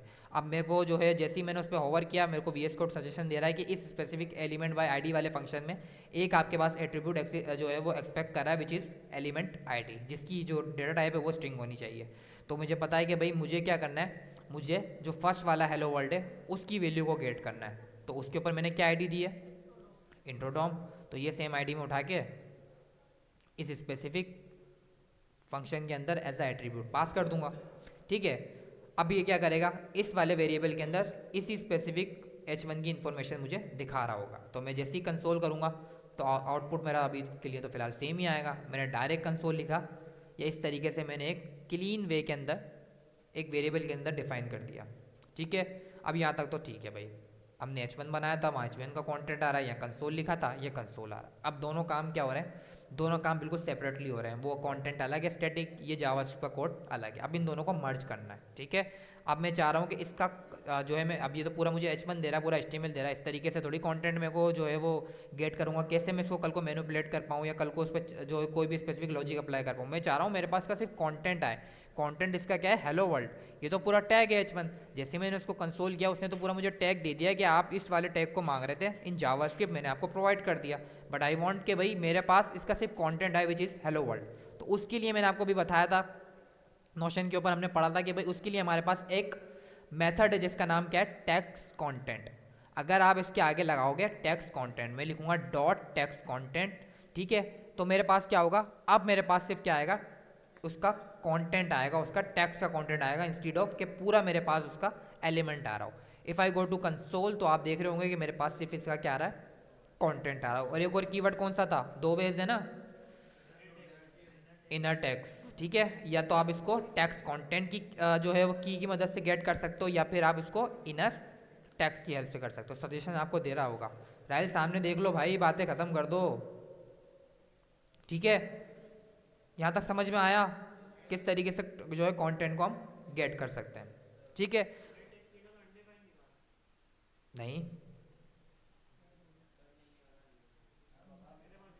आपने जो है वो नाम गलत लिखा होगा, कैमिल केस है। अच्छा जी, अब हमारे पास क्या हुआ, कंटेंट गेट हो गया। अब मान लो, अभी मैंने आपको बताया कि भाई आप मान लो कि ऐसे सिंपल H1 में ना ऐसे कंटेंट नहीं लिखा हो, क्या पता उसके बाद उसने क्या किया हो, जो वर्ल्ड है उसको क्या कर दिया, बोल्ड कर दिया। तो वर्ल्ड को किस में लिखा हो उसने, बी के टैग में लिखा हो, क्योंकि भाई H1 ब्लॉक टैग है। लेकिन ब्लॉक टैग के अंदर हम ब्लॉक टैग नहीं लिख सकते कोई दूसरा, लेकिन इनलाइन टैग तो लिख सकते हैं ना, तो हम बी का टैग बना सकते हैं ईजिली। तो अब इस तरीके से मेरे पास कॉन्टेंट है, ठीक है। अच्छा H1 में बोल्ड है, इटैलिक करते हैं इसको, क्योंकि वो भी बोल्ड ही होता है बाय डिफ़ॉल्ट, ठीक है। इस तरीके से मैंने क्या लिख दिया, इसको इटैलिक लिख दिया। अब प्रॉब्लम क्या है, प्रॉब्लम ये है कि इसने तो मेरे को टैक्स रिटर्न किया ना, इसने मुझे क्या किया, टैक्स रिटर्न किया, सिंपली टैक्स रिटर्न कर दिया कि भाई ये आपके पास हेलो वर्ल्ड है। अब मुझे थोड़ी पता है कि इस पर इटैलिक अप्लाई हुआ था। अब मुझे कल को कोई लॉजिक लगानी हो, इसको चेंज करना हो, क्या पता मैं कोई इस तरीके का जो है लॉजिक बना रहा हूँ कि ऑन क्लिक के ऊपर इटैलिक हो जाए, बोल्ड हो जाए। आपने टेक्स्ट एडिटर देखे होंगे टेक्स्ट एडिटर, आप जब असाइनमेंट अपना सबमिट कर रहे हो तो नहीं आपके पास नहीं होता, मेरे पास एडमिन पोर्टल पे ही होता है कि भाई मैं अपनी तरफ हिसाब से जो है वो टेक्स्ट को जो है एडिट कर सकता हूँ, किसी को बोल्ड कर सकता हूँ, उसके अंदर टेबल ऑफ कंटेंट डाल सकता हूँ। तो उसमें डिफरेंट हमारे पास क्या हो रहते हैं, डिफरेंट। अगर आप बिहाइंड द सीन देखो तो डायनेमिक हमारे पास HTML के अंदर सब चीज़ हम कर सकते हैं, बट डायनेमिक कैसे हो रही है, डायनेमिक जावास्क्रिप्ट की हेल्प से हो रही है। मैं बोल्ड पे क्लिक करता हूँ वो टेक्स्ट बोल्ड के अंदर आ रहा होता है, मैं इटैलिक पे क्लिक करता हूँ वो टेक्स्ट इटैलिक पे होता है। MS वर्ड की जो है वो मिसाल ले लो, MS वर्ड आप सबने यूज़ किया होगा, उसके ऊपर हमारे पास आइकन्स होते हैं, बोल्ड पे क्लिक करके जो भी वर्ड लिखता हूँ वो बोल्ड में आ रहा होता है। उसके बाद बोल्ड को जो है वो दोबारा मैं टॉगल उसका मतलब ऐसे क्लिक करता हूँ तो बोल्ड सिलेक्शन गायब हो जाती है, फिर मैं इटैलिक पे क्लिक करता हूँ तो वो इटैलिक में आ रहा होता है। दोनों को मर्ज करके लिखता हूँ, दोनों में आ रहा होता है। अब बिहाइंड द सीन तो HTML में सब चीज़ें मौजूद है, मैंने बोला इटैलिक लिखना है तो आई का टैग यूज़ करो, बोल्ड लिखना है बी का टैग यूज़ करो, ठीक है। या CSS से कर लो, अंडरलाइन करनी है तो कौन सा टैग यूज़ करते हैं, यू का टैग यूज़ करते हैं। तो ये डायनेमिक किस तरीके से कंटेंट आ रहा है, डायनेमिक कंटेंट ऐसे आ रहा है कि प्रोग्रामिंग लैंग्वेज रन टाइम के ऊपर क्या कर रही है, वो स्पेसिफिक टैग जनरेट कर रही है। अब मुझे तो पता ही नहीं है कि इसने बोर्ड लिखा है, ठीक है। कल को मुझे ये जावास्क्रिप्ट का मुझे कोड पढ़ा, मतलब मैंने जो है वो इस तरीके से सेव करा लिया अपने पास कि यूज़र ने, मैंने आपको असाइनमेंट सबमिट कराया, डेटाबेस में से सेव हो गया, हेलो वर्ल्ड यूज़र ने जो है ना वो रखा हुआ। अब हेलो क्या था, हेलो सिंपल था, वर्ल्ड इटैलिक था, जो वर्ल्ड था ना वो इटैलिक है। अब मैं कैसे जो दोबारा आपको शो कराऊंगा कि मैंने जो वर्ल्ड वाला जो वर्ड है ना वो इटैलिक फॉर्म में लिखा है, उसका जो हमारे पास स्टाइल है वो इटैलिक है। ये तो सिंपल बता रहा है टेक्स्ट, ये टेक्स्ट उठा के मैं किसी भी H1 में P में दिखा दूंगा। तो जिस तरीके का मेरा जो है मोटिव था कि भाई यूज़र को जो वर्ल्ड है वो इटैलिक में दिखे, तो दिखेगा ही नहीं कभी भी। तो मैं बोल रहा हूँ कि इंस्टीड ऑफ टेक्स्ट कंटेंट आप मुझे ये बताओ कि उस H1 के अंदर HTML क्या लिखा हुआ है, क्योंकि इसके अंदर अब क्या लिखा हुआ है हमारे पास, HTML लिखा हुआ है ना। तो मैं क्या करूँगा, मैं बोलूँगा कि आप इसमें दिखाओ कि स्पेसिफिक एलिमेंट जो H1 मैंने बनाया है इसके अंदर HTML में क्या लिखा हुआ है, पूरा मुझे HTML दो। मुझे कल को जो है ना उसको डायनेमिकली जो है ना दिखाना है दोबारा यूज़र को। तो मैं क्या करूँगा, यहाँ पर लिखूँगा डॉट के बाद इनर HTML, कि अब आप क्या करो उसका आउटपुट में इसका HTML रिटर्न करो। If I go to console, अब मुझे क्या दे रहा है, पूरा HTML रिटर्न कर रहा है विद कंटेंट। अब क्यों हेल्पफुल हुआ ये, अब मुझे पता चल गया है कि यूज़र ने क्या किया है, हेलो लिखा है, हेलो के बाद इटैलिक टैग लगाया है, उसके अंदर वर्ल्ड लिखा है। कल को मैं टेक्स्ट एडिटर बना रहा हूँ, मैंने कंटेंट इस तरीके से सेव करा दिया, मैं कल को जो है वो डायनेमिक आउटपुट तुम्हें दिखाना चाह रहा हूँ, आपको दिखाना चाह रहा हूँ, किसी को भी दिखाना चाह रहा हूँ, तो मुझे पता है कि हेलो सिंपल एक टेक्स्ट में लिखा हुआ था और आई के अंदर लिखा हुआ था वर्ल्ड। तो मैं इसी तरीके से रन टाइम पे HTML जनरेट करा दूंगा, मैं HTML ही कंपाइल करके आपको दिखा दूंगा, ठीक है। कोई पैकेज यूज़ कर लूँगा जो क्या करेगा इस HTML को, या अपना खुद का बना लूँगा कंपाइलर, ठीक है। या इस स्पेसिफिक को डायनेमिकली मैं क्या करूँगा, इम्बेड कर दूंगा किसी भी टैग के अंदर। तो मुझे तो पता तो चल गया ना कि यूज़र ने किस तरीके से इन्फॉर्मेशन सेव कराई है। तो इस तरीके से तो जब भी पता चलेगा जब उसके बिटवीन हमारे पास क्या हो, आई के टैग हो, तो मुझे पता चल गया ये इटैलिक है। अब कल को मैं दोबारा उसको HTML में कंपाइल करूँगा, किस तरीके का आउटपुट आएगा, ऐसे ही आएगा ना सेम। तो मिल गया डायनेमिक कंटेंट, जो मैं चाह रहा था यूज़र को दिखे वही दिख रहा है, जो मैंने टेक्स्ट एडिटर की हेल्प से किया था। तो इसलिए हम इनर HTML यूज़ कर रहे होते हैं, ठीक है। इनर HTML और टेक्स्ट कंटेंट में क्या डिफरेंस है समझ में आ गया। टेक्स्ट कंटेंट क्या करेगा, सिंपली टेक्स्ट जो है ना वो आउटपुट के अंदर देगा, और इनर HTML क्या देगा, उसका HTML भी देगा। क्या पता H1 के अंदर कोई HTML भी हो, ठीक है। अगर HTML नहीं होगा, अगर आप फिर भी इनर HTML गेट करोगे, कोई आउटपुट में रिटर्न जो है वो एरर थ्रो नहीं करेगा। आप बोलोगे सर अगर कंटेंट ही नहीं है, भले कोई मसला नहीं है, कंटेंट नहीं है, सिंपल हेलो वर्ल्ड लिखा हुआ था, वो सिंपल ही आपको दे देगा। इसके अंदर आप जिस तरीके का हमारे पास फॉर्मेट होगा उसी तरीके से सेम, मान लो कि जो भी उस H1 के अंदर जिस तरीके से भी लिखा हो, चाहे उसके अंदर एक और ही हमारे पास क्या हो, HTML लिखा हो, कोई टैग लिखा हो, वो सेम एज सेम रिटर्न कर देगा आपको आउटपुट के अंदर, ठीक है। ये चीज़ मैं रिपीट कर रहा हूँ, ये चीज़ हमने पढ़ ली थी। बाय ID समझ में आ गया, ठीक है। अब आप बोल रहे हो कि भाई मैं चाह रहा हूँ कि मैं क्लास की हेल्प से क्या करूँ, उसको गेट करूँ। अब क्लास की हेल्प से क्यों करूँ, अब आपने क्या किया, आपने स्टाइलिंग भी की है उसी सेम क्लास से, आप बोलो पढ़ी भी तो है क्लास, इसी को उठा के मैं क्या करता हूँ, उसकी हेल्प से एलिमेंट को गेट कर लेता हूँ। कौन क्या करे, हर एलिमेंट के अंदर जाके सेपरेट आईडी बनाए इस स्पेसिफिक डॉम को टारगेट करने के लिए। अब मैं क्लास तो बना रहा हूँ, मैंने स्टाइलिंग तो की हुई है सीएसएस की, तो वो कोई भी क्लास है मेरे पास, मैंने एक्स वाई जेड लिख दिया, कुछ भी क्लास का नाम है। अब वो क्लास का नाम आपने स्टाइल के लिए भी यूज़ किया था, वही आप जो है वो डॉम के लिए भी कर लो जी। ये क्या हो, इनर टैग्स दोनों सेम है, बहुत आर सेम, सिर्फ आप दोनों कीवर्ड्स की हेल्प से जो है वो कंटेंट गेट कर सकते हो। समझो एक डुप्लीकेट हमारे पास क्या है, way to get a content, it's up to you कि आप टेक्स्ट कंटेंट से कर लो या इनर टेक्स्ट से कर लो, दोनों सेम है, बहुत आर सेम। ठीक है, अब मैंने क्या लिखा, एक्स वाई जेड। मान लो कि मैंने इसी नाम से स्टाइल बनाया था सीएसएस के अंदर, तो अब मैं बोल रहा हूँ कौन जाके आईडी बनाए, कोई ऐसा वे हो कि मैं बाय क्लास नेम उसको क्या करूँ, गेट कर लूँ। तो इंस्टीड ऑफ मैं क्या लिखूँ, गेट एलिमेंट बाय आईडी, मैं लिखूँगा gate element by class name. अब इसमें एक चीज़ देखो, अभी जब मैं इस तरीके से इसको गेट करूँगा तो मेरे पास क्या आ रहा होगा, अनडिफाइन आ रहा होगा। देखो क्यों आ रहा है, क्योंकि अगर मैं जाके सिंपली इस वाले इंट्राडोम वाले जो वेरिएबल है जिसके अंदर अब मेरे पास बाय क्लास नेम, अच्छा क्लास नेम मैंने गलत लिखी है, बता भी नहीं रहे भाई, क्लास नेम क्लास क्या है अब इसकी, एक्स वाई जेड, मैंने तो इंट्रोडोम लिखी हुई है, तो मैं यहाँ पर लिखता हूँ X Y Z. If I go to console, तो इंस्टीड ऑफ सेपरेट ऑब्जेक्ट मेरे पास क्या आ रहा है, पूरा एक एरे आ रहा है। ठीक है, इसके अंदर इंफॉर्मेशन किस में सेव हो रही होती है, एरे ऑफ ऑब्जेक्ट के अंदर हो रही होती है। अगर मैं सिंपल यहाँ पर बाय आईडी लिख रहा होता तो उसके अंदर क्या होता है मेरे पास, उसके अंदर मेरे पास इंफॉर्मेशन सेव हो रही होती है बाय ऑब्जेक्ट, मतलब सिंगल ऑब्जेक्ट आ रहा होता है। मैं आपको वो भी दिखाता हूँ, आई थिंक वो मैंने कंसोल में नहीं दिखाया था।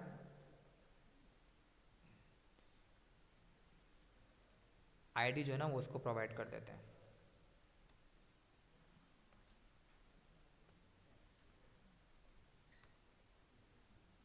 अभी देखो इसको मैं बाय आईडी गेट कर रहा हूँ, तो अगर मैं कंसोल के अंदर मैंने आपको दिखाऊंगा इंट्रो डॉम, ठीक है, तो उसके अंदर मेरे पास क्या हो रहा था, मैं दोनों में डिफरेंस दिखा देता हूँ ना।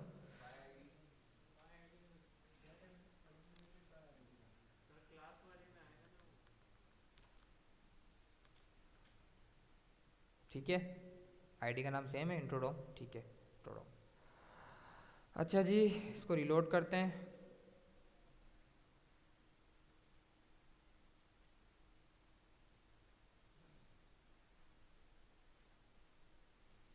एलिमेंट्स बाय आईडी इंट्रोडोम, कुछ गलत किया है क्या इसमें हमने,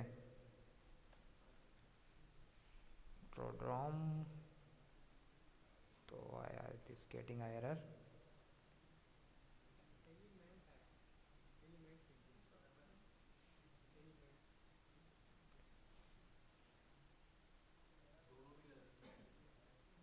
नहीं वो एलिमेंट्स है ना, वो उसके अंदर मल्टीपल डेटा आ रहा है ना। ये देखो अब इसमें क्या आ रहा है, अब इसके अंदर हमारे पास अगर मैं बाय आईडी कर रहा था तो मेरे पास एक सिंपल मेरे पास कंटेंट आ गया कि भाई ये आपके पास सिंपल कंटेंट पड़ा हुआ है, हेलो डुप्लीकेट H1 का टैग, सिंपल रिटर्न कर दिया बाय आईडी। लेकिन अगर मैं जब बाय क्लास नेम टारगेट कर रहा हूँ तो उसने क्या किया, मुझे एक एरर रिटर्न किया और उसने मुझे बताया कि जीरो लेंथ के ऊपर ये डेटा पड़ा हुआ है और इस स्पेसिफिक एरे की लेंथ एक ही है। बिहाइंड द सीन ये समझ लो कि उसने एक एरे बनाया है और एरे के अंदर अब मुझे डेटा दे रहा है इंस्टेड ऑफ के डायरेक्ट मैं उसको गेट कर पाऊँ। अब ये क्यों हो रहा है ऐसा बिहेवियर, ये बिहेवियर इसलिए हो रहा है कि हमने CSS में भी डिस्कस किया था कि क्लास को हम क्यों यूज़ कर रहे होते हैं, फॉर डुप्लीकेट स्टाइलिंग, कि भाई हम चाह रहे हैं कि हमारे पास एक स्टाइल है जो मल्टीपल कंपोनेंट के ऊपर ना सेम यूज़ हो रहा है। तो हम क्या यूज़ करते थे, मैं क्या बोलता था कि आप लोग क्लास यूज़ करोगे, बाय आईडी अब जब भी यूज़ करोगे जब उसकी यूनिक आइडेंटिटी होगी। तो जावास्क्रिप्ट में भी सेम कॉन्सेप्ट यही है, जब भी मैं कोई भी element by class name gate करूंगा ना तो वो मुझे डायरेक्ट जो है वो कंटेंट नहीं देगा, वो मुझे एरे ऑफ ऑब्जेक्ट के अंदर कंटेंट देगा। वो बोलेगा कि जीरो इंडेक्स पे ये H1 पड़ा हुआ है, टू इंडेक्स के ऊपर ये स्पेसिफिक पड़ा हुआ, अगर सेम क्लास हो। अगर कल को ये होता कि मेरे पास क्या होता, इसकी और इसकी क्लास का नेम सेम होता, सॉरी एक्स वाई जेड और एक्स वाई जेड, ठीक है, क्योंकि क्लास का नेम हम सेम रख सकते हैं। इसको अभी फ़िलहाल के लिए कमिट कर देते हैं, ठीक है। तो अब मेरे पास क्या होता, if I go to console,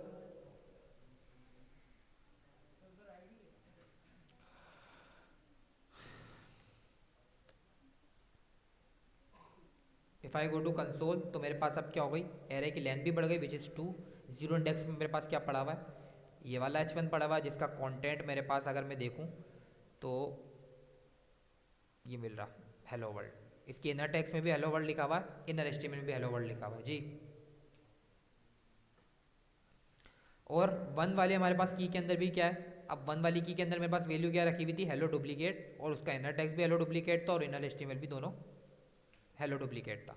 तो उसने क्या किया, इंस्टीड ऑफ के डायरेक्ट मुझे ऑब्जेक्ट रिटर्न कर देता है, क्योंकि क्लास हम क्या कर सकते हैं, डुप्लीकेट भी कर सकते हैं। तो डोम को भाई कॉन्सेप्ट पता है कि भाई क्लास डुप्लीकेट भी हो सकती है, तो इंस्टीड अगर आपने एक ही क्लास बनाई है वो फिर भी आपको एरे के अंदर डेटा रिटर्न करेगा। मतलब आपने एक ही क्लास यूज़ की है अपने एचटीएमएल के अंदर, एक ही एलिमेंट में यूज़ करी है इंस्टीड ऑफ जो है 2 या 2 और मोर, तो वो क्या करेगा, फिर भी आपको एरर ऑब्जेक्ट देगा। भले इसके अंदर मैंने अभी तो फिलहाल चलो डुप्लीकेट है, अभी तो वो सही कर रहा है कि यूजर बता दिया कि आपके पास स्पेसिफिक बाय क्लास नेम अगर टारगेट करना चाह रहे हो तो एक्स वाई जेड जो है दो जगह दो स्पेसिफिक एलिमेंट के ऊपर वो क्लास लगी हुई है, एक ये वाले H1 के ऊपर जिसका कॉन्टेंट है हेलो वर्ल्ड और एक ये वाले पे जिसका हेलो डुप्लीकेट। बट अगर इफ मेरे पास एक ही होता, जब भी वो मुझे क्या करेगा, एरर ऑफ ऑब्जेक्ट में देगा, क्योंकि वो बोल रहा है कि हो सकता है मल्टीपल हो सकती है ना, तो वो मुझे हमेशा एरर ऑफ ऑब्जेक्ट में देगा। अगर मैं बाय आईडी करूंगा तो उसको पता है आईडी तो यूनिक होती है, यूज़र ने जब भी यूज़ करी होगी कि इसी स्पेसिफिक एलिमेंट के ऊपर, एक स्पेसिफिक एलिमेंट के ऊपर उसने वो कंटेंट जो है उसका गेट करना चाह रहा है, एक ही स्पेसिफिक एलिमेंट के ऊपर उसने आईडी लिखी हुई होगी, वो बार बार रिपीट नहीं हो रही होगी। तो इसलिए अगर आप बाय क्लास नेम करोगे तो आपको कलेक्शन ऑफ डेटा देगा। अब आप बोलो कि सर फिर बाय क्लास नेम हम कंटेंट को किस तरीके से गेट करें, तो हमने अगर एरे के अंदर हमने पढ़ा है कि एरे में डेटा किस तरीके से स्टोर हो रहा होता है, इंडेक्सेस स्टोर हो रहे होते हैं बिहाइंड, जैसे उसकी मेमोरी में इंडेक्सेस से डेटा एलोकेट हो रहा होता है कि 0 इंडेक्स पे ये वैल्यू पड़ी हुई है, 1 पे ये पड़ी हुई है, 2 पे ये पड़ी हुई है। तो ये बताओ कि अभी मेरे पास H1 कौन से इंडेक्स पे पड़ा हुआ है, 0 पे। तो अगर मुझे बाय क्लास नेम कोई वैल्यू एक्सेस करनी है और उसका टेक्स्ट कंटेंट एक्सेस करना है, तो अब मैं इसके आगे क्या लगाऊंगा, इसके आगे मैं लगाऊंगा एरे की तरह मैं बताऊंगा कि 0 इंडेक्स का क्या करो, आप 0 इंडेक्स का एलिमेंट गेट करो। अब उसको पता है कि अगर मैं जैसे ही इसको ऐड करके सेव करूंगा तो वो डायरेक्ट मुझे क्या करेगा, इंस्टीड ऑफ एरे, ठीक है, उसने मुझे डायरेक्ट बता दिया कि 0 इंडेक्स के ऊपर आपके पास जो है ना वो H1 का एक एलिमेंट पड़ा हुआ है, ठीक है, जिसके अंदर कंटेंट है हेलो वर्ल्ड, ठीक है। तो अगर आप बाय क्लास नेम चीज गेट करोगे तो आपको उसका इंडेक्स भी देना पड़ेगा कि कौन से इंडेक्स पे पड़ा हुआ। हो सकता है आप 1 इंडेक्स को चेंज करना चाह रहे हो, हो सकता है आपका मोटिव ही यही हो कि आप 3 H1 यूज़ कर रहे हो, उसका कंटेंट अलग अलग हो और स्पेसिफिक कंडीशन पे स्पेसिफिक जो है ना वो इंडेक्स स्पेसिफिक H1 जो है ना वो गेट करना चाह रहे हो। अभी फिलहाल मैंने 1 वाला किया हेलो वर्ल्ड, मैं हेलो डुप्लीकेट करना चाहता था, तो हेलो डुप्लीकेट के लिए मैं कौन सा इंडेक्स यूज़ करता, 1 यूज़ करता, क्योंकि उसके अंदर क्या होता है, बिहाइंड द सीन एक एरे बन रहा होता है, एरे के अंदर फर्स्ट इंडेक्स के ऊपर H1 हेलो वर्ल्ड वाला पड़ा हुआ होता, सेकंड के ऊपर हेलो डुप्लीकेट वाला पड़ा होता। बिहाइंड द सीन क्या होता है, एरे क्रिएट होता, अभी तो फिलहाल एक ही H1 है ना, अगर मेरे पास इस तरीके से 2 H1 होते तो बिहाइंड द सीन क्या होता, एक ये बन रहा होता और एक ये बन रहा होता है एक एरे के अंदर, 0 इंडेक्स पे ये पड़ा हुआ है, 1 इंडेक्स पे ये पड़ा हुआ है। इफ़ आई सेव तो मेरे पास अभी भी कलेक्शन ऑफ डेटा ही आ रहा होगा। अब मुझे हेलो डुप्लीकेट करना है तो बताओ क्या रखूँगा इसके अंदर, 0 की जगह 1 लिखूंगा, क्योंकि 1 के ऊपर मेरे पास अब क्या पड़ा हुआ है, हेलो डुप्लीकेट पड़ा हुआ है। If I go to console तो मेरे पास हेलो डुप्लीकेट आ रहा है, ठीक है। तो अगर आप बाय क्लास नेम टारगेट करना चाह रहे हो तो आप इस तरीके से करोगे। अब आप चाह रहे हो कि भाई मैं ना क्लास लिख रहा हूँ, मैं आईडी लिख रहा हूँ, बाय टैग नेम मुझे ना वैल्यू गेट कर जाए, कौन क्लास बनाए कौन आईडी बनाए। तो आप क्या करोगे, ज़रूरत ही नहीं है फिर आपको, आपको पता है कि भाई अगर हम डायरेक्ट क्लास से स्टाइल मतलब CSS के अंदर हम कोई भी एलिमेंट टारगेट करते थे, कोई भी सिलेक्टर बनाते तो हम क्या करते थे, नहीं बाय टैग नेम, उसका टैग का नेम उठाते थे, उसके आगे कर्ली ब्रैकेट लगा देते थे, उसका स्ट्रक्चर डिफाइन कर देते थे उसका स्टाइल का। तो उसके अंदर भी सेम यही है। इसके अंदर अभी मैं क्या करता हूँ, एक और मैं अभी फिलहाल के लिए क्या करता हूँ, वेरिएबल बनाता हूँ, उसके अंदर लिखता हूँ इंट्रो, ठीक है। इंट्रो के बाद मैं क्या करता हूँ, वही डॉक्यूमेंट वाला कीवर्ड या फिर वेरिएबल कुछ भी कह लो, वो हमेशा यूज़ होगा for accessing a value from DOM. तो मैंने क्या किया, डॉक्यूमेंट लिखा, उसके बाद लिखा डॉट, अब मैं क्या करूँगा, get element by tag name. अब मैं बोलूँगा टैग नेम से गेट करो एलिमेंट को, ठीक है। तो टैग नेम से गेट करना है, तो अगर आप इसका को होवर करोगे तो आपको बताएगा इस स्पेसिफिक फंक्शन के अंदर एक एट्रीब्यूट एक्सेस करा जिसका क्वालिफाइड नेम विच इज उस स्पेसिफिक HTML के एलिमेंट का नाम दो जिसको तुम एक्सेस करना चाह रहे हो। मैं बोल रहा हूँ कि मैं H1 के कंटेंट को क्या करना चाह रहा हूँ, एक्सेस करना चाह रहा हूँ। तो ना मुझे अब आईडी लिखने की ज़रूरत है ना मुझे क्लास लिखने की ज़रूरत है। मैं बोलूँगा क्या करो, कंटेंट लेकर आ दो डायरेक्ट H1 का, जाके देखो HTML की फाइल में कि H1 कहाँ पर रखा हुआ है, जो भी उसका कंटेंट है वो मुझे गेट कर दो आउटपुट के अंदर जावास्क्रिप्ट के अंदर। तो उसके लिए मैं क्या करूँगा, यूज़ करूँगा method get element by tag name.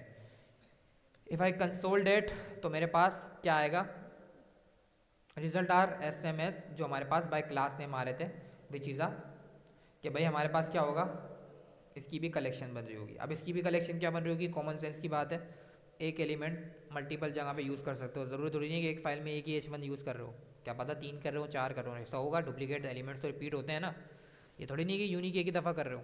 तो ये भी क्या करेगा मेरे पास, कलेक्शन ऑफ HTML में कलेक्शन कह लो, एरे जो है, एरे जो है मेरे पास ऑब्जेक्ट रिटर्न करेगा, एरे की सूरत के अंदर इसको जो रिटर्न करेगा। अभी तो फिलहाल क्या था, इसके अंदर डुप्लीकेट है, मैंने 2 H1 ही है, अगर मैं जाके देखूँ अपने HTML के अंदर तो मेरे पास 2 H1 ही है, तो वो दोनों H1 उठा के लेकर आ गया। ठीक है, अगर मैं एक और H1 बना देता, मैंने बोला H1, ठीक है, थर्ड कुछ भी लिख देते हैं मैं for example, if I go to console, अब मेरे पास इसकी एलिमेंट्स की तादाद कितनी हो गई हैं, 3 हो गई हैं। ठीक है, 0 इंडेक्स पे मेरे पास फर्स्ट वाला पड़ा हुआ है, 1 पे मेरे पास क्या पड़ा हुआ है, सेकंड वाला, थर्ड सेकंड पे क्या पड़ा हुआ है, थर्ड वाला। इंडेक्स का कॉन्सेप्ट सबको क्लियर है, एरे ऑफ इंडेक्स वो सेम कॉन्सेप्ट है। अब मुझे क्या करना है, मेरा मोटिव है, मैं हेलो वर्ल्ड को जो है एक्सेस करना चाह रहा हूँ जावास्क्रिप्ट में। ठीक है, तो सेम क्या करेंगे हम,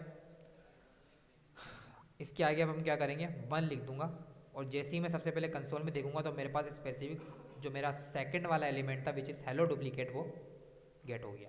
ठीक है, सेकंड पे था ना हेलो डुप्लीकेट, तो 1 इंडेक्स के ऊपर मेरे पास क्या हुआ, क्योंकि एक इंडेक्स क्या होता है, एक नंबर पीछे चलता है, 0 से स्टार्ट होता है, 0 1 2 3, तो अगर मेरे पास एलिमेंट 1 होगा तो इंडेक्स 0 होगा, एलिमेंट 2 होगा तो इंडेक्स 1 होगा, एक नंबर पीछे चलता है, क्योंकि मैंने आपको बताया था एरे का कॉन्सेप्ट, सबको क्लियर होगा आई होप, ये समझ में आया। ये मैं रिपीट ही कर रहा हूँ ना, ये सब चीज़ें पढ़ ली थी, आया सबको समझ में आया, ये हमें आया कुछ कुछ थोड़ा थोड़ा। क्या नाम है हमारा, तैयब, हमें आया। अच्छा जी, अब आप चाह रहे हो कि भाई कौन जाके मेथड्स लिखे, get element by ID, by class name, by tag name, तो आप क्या कर सकते हो, आप यूज़ कर सकते हो dot Curie selector. Curie selector क्या करता है, वो आपको बोलता है कि आप मुझे पैटर्न बता दो कि भाई आपको कौन सी स्पेसिफिक किस तरीके से गेट करना है डेटा। इफ़ यू वांट कि भाई मुझे बाय आईडी डेटा को गेट करना है, तो आप क्या करोगे, आईडी का नाम लिखोगे और उसके आगे हैश लगा दोगे। सेम सीएसएस वाला जो है वो कॉन्सेप्ट है, सीएसएस में हम क्या करते थे, सिलेक्टर किस तरीके से हम सीएसएस में गेट करते थे। इफ़ अगर हम कोई क्लास में स्टाइल लगाते थे तो डॉट लिखते थे उस क्लास के नाम से पहले, इफ़ आईडी पे लगाते थे तो हैश लिखते थे, अगर हम डायरेक्ट उसका नाम लिखते थे तो हमें कुछ भी लिखने की ज़रूरत नहीं थी, डायरेक्ट उसका नाम लिखते थे। तो क्यूरी सिलेक्टर क्या बोलता है, instead of get element by ID, by class name, ये सारे आप जो है वो कीवर्ड्स, वो सारे फंक्शंस यूज़ करो, उसको याद करो। आप क्या याद कर लो, एक क्यूरी सिलेक्टर याद। क्यूरी सिलेक्टर क्या करता है, क्यूरी सिलेक्टर हमें बोलता है कि भाई हमें अलाउ करता है कि आप क्या कर सकते हो, किसी भी टाइप की वैल्यू को by ID, by tag name, by class name target कर सकते हो। आपको सिर्फ एक ही कीवर्ड लिखना है विच इज़ अ क्यूरी सिलेक्टर। अब वो उसको डिफरेंस किस तरीके से करेगा कि यूज़र बाय आईडी टारगेट करना चाह रहा है, बाय टैग नेम टारगेट करना चाह रहा है, बाय क्लास नेम टारगेट करना चाह रहा है, वो देखेगा कि उस टेक्स्ट के आगे क्या लिखा हुआ है। अगर उस टेक्स्ट के पहले हैश लिखा हुआ होगा तो किससे हम गेट करना चाह रहे हैं, हैश किसको डिनोट करता है, बाय आईडी डॉट, और अगर हम डायरेक्ट लिख रहे हैं तो हम डायरेक्ट टैग नेम लिख रहे हैं। तो इसी तरीके का कॉन्सेप्ट है। इसके अंदर हम क्या करेंगे, सिंपल मैं क्या करूँगा, दोबारा एक वेरिएबल बना लेता हूँ इंट्रो के नाम से। अब मैं बोल रहा हूँ कि मुझे क्या करना है, डॉक्यूमेंट डॉट क्यूरी सिलेक्टर, उसके अंदर मैं बता दूंगा कि भाई मुझे क्या करना है फ़िलहाल के लिए। इसको भी रिमूव करते हैं, सबसे पहले बाय आईडी वाला दोबारा करते हैं कि भाई मेरे पास क्या है, एक आईडी है जिसमें लिखा हुआ है XYZ, मुझे इस वाले कंटेंट को बाय आईडी गेट करना है। अब तो ये यूनिक है और मुझे सिंगल वैल्यू रिटर्न करेगी, पुराने कॉन्सेप्ट में भी सिंगल करती है और नए वाले कॉन्सेप्ट में भी सिंगल ही करेगी। तो अब मैं किस तरीके से इसको गेट कर सकता हूँ, अब मैं यहाँ पर जाके लिखता है गेट एलिमेंट बाय आईडी, फिर उसका नाम लिखता, मैंने एक सेम कीवर्ड लिखा, ये हमेशा जो है कांस्टेंट रहेगा, एक ही हमारे पास जो है फंक्शन होगा। अब वैल्यू किस तरीके से लिखेंगे, अब मुझे बाय आईडी टारगेट करना है, तो उसको पता कैसे चलेगा, फंक्शन तो सेम ही है। अगर मैं आर्गुमेंट लिख दूँ, H1 लिख दूँ, बाय आईडी लिख दूँ, कुछ भी डायनेमिक कंटेंट लिख दूँ, वो गेट कैसे एक्सेस कैसे करे, तो वो इसको इस तरीके से जो है ना वो एक्सेस करेगा कि मुझे क्या करना पड़ेगा, उस स्पेसिफिक आईडी, उस स्पेसिफिक क्लास, ये जिस वे से मैं उसको जो है वो गेट करना चाह रहा हूँ मुझे बताना पड़ेगा। मैं बोलूँगा कि बाय आईडी करना है, तो आईडी डिनोट करता है, सबसे पहले हम लगाएंगे हैश। जैसे हम HTML CSS के अंदर जब भी हम कोई आईडी के ऊपर क्लास लगाना चाहते हैं तो हम लगा देते हैं हैश। इसी तरीके से उस नाम से पहले मैं लगाऊंगा हैश, ताकि मैंने डॉम को बता दिया कि बाय आईडी तो मैं गेट करना है, बिहाइंड द सीन तो मैं क्या करना है, डॉक्यूमेंट को गेट एलिमेंट बाय आईडी करो। अब मेरे पास आईडी के अंदर नाम क्या था, उसकी वैल्यू क्या थी, XYZ, तो उसके बाद मैं उसकी वैल्यू लिख दूंगा विच इज़ XYZ। तो इंस्टीड के मैं दोबारा पूरा सेपरेट फंक्शंस बनाता सबके लिए, मैंने क्या किया, एक क्यूरी सिलेक्टर उठाया जिसके अंदर मैं by ID, by class name, by tag name get कर सकता हूँ। आउटपुट SMS, सिर्फ क्या है, कीवर्ड चेंज है। अब इसका बेनिफिट क्या हुआ, अब मैं चाह रहा था कि बाय क्लास नेम, अब मान लो कि इसके अंदर मेरे पास क्या होता, आईडी की जगह होता क्लास। ठीक है, आईडी की जगह क्या होता, क्लास होता। तो क्या होगा, अब मैं उसको किस तरीके से बताऊंगा, तुम्हें बाय क्लास नेम करना है। इफ़ आई कंसोल डेट, तो मेरे पास तो कुछ भी नहीं आ रहा होगा, तो बोले बाय आईडी तो मुझे कुछ मिल ही नहीं रहा एक्सपाइजेड। अब मुझे बोलना पड़ेगा कि क्लास से टारगेट करो। तो क्लास को हम किस तरीके से डिनोट करते थे सीएसएस में, डॉट लगाते थे। तो सेम कॉन्सेप्ट यहाँ पे भी यूज़ होगा।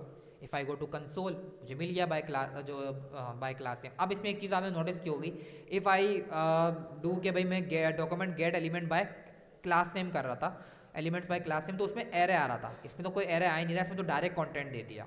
तो याद रखो कि अगर आप क्यूरी सिलेक्टर यूज़ करोगे तो वो आपको हमेशा सिंगल वैल्यू देगा। अगर मैं यहाँ पर इसको जो है वो दो क्लासेस भी लगा दूँ ना, दो क्लासेस के अंदर लगा दूँ, ये सेम क्लास में हेलो डुप्लीकेट पे भी लगा दूँ, मैंने यहाँ पर भी लगा दी, वो फिर भी मुझे क्या करेगा, फर्स्ट वाली वैल्यू को रिटर्न करेगा क्यूरी सिलेक्टर। ठीक है, क्यूरी सिलेक्टर हमेशा आपको सिंगल वैल्यू रिटर्न करेगा। अगर बाय एलिमेंट कर रहे होते थे तो उसमें आपके पास कलेक्शन ऑफ डेटा आ रहा होता था, कौन कौन से मेथड में, बाय क्लास नेम और बाय टैग नेम में। आप यहाँ पर बाय टैग टारगेट कर लो, बाय आईडी टारगेट कर लो, बाय क्लास टारगेट कर लो, कोई इसके अंदर फर्क नहीं पड़ेगा, वो हमेशा आपको सिंगल कंटेंट जो है वो रिटर्न कर रहा होगा, सिंगल एलिमेंट रिटर्न कर रहा होगा।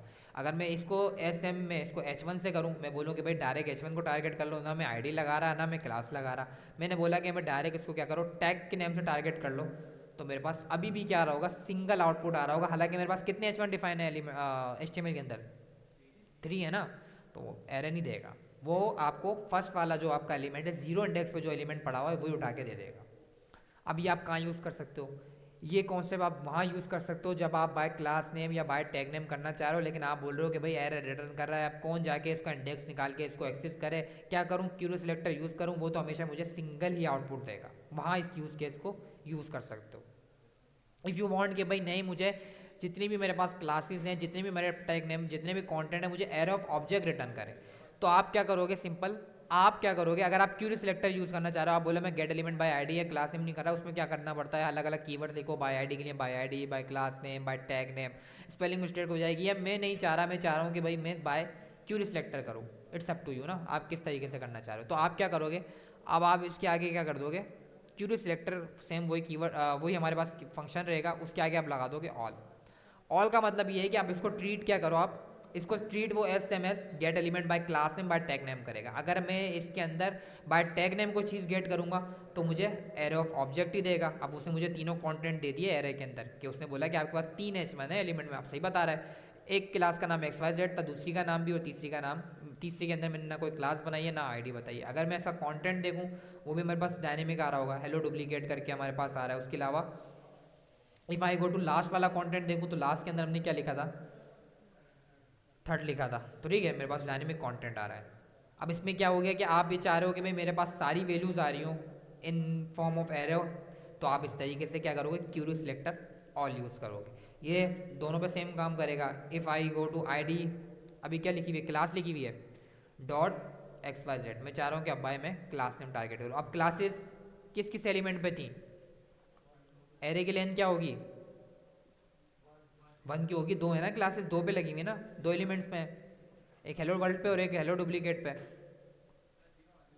0 1। If I go to console, मेरे पास दो एलिमेंट आ रहे होंगे, उसकी लेंथ आ रही होगी, वो मुझे बताएगा कि क्लासेस आपके पास दो H1 पे लिखी हुई है, एक फर्स्ट पथ वाले पे 0 इंडेक्स के ऊपर उसकी वैल्यू मिल जाएगी, 1 इंडेक्स पे उसकी मिल जाएगी। आपको जो भी गेट करनी है आप उसके आगे वो कीवर्ड यूज़ कर लो। मैं बोल रहा हूँ कि इसका कंटेंट यूज़ करो, तो मुझे सबसे पहले तो इंडेक्स बताना पड़ेगा, क्योंकि मेरे पास अब क्या हो रहा है, एरे में वैल्यू आ रही है। तो मैं बोलूँगा 0 इंडेक्स को उठाओ और उसका मुझे टेक्स्ट कंटेंट रिटर्न कर दो।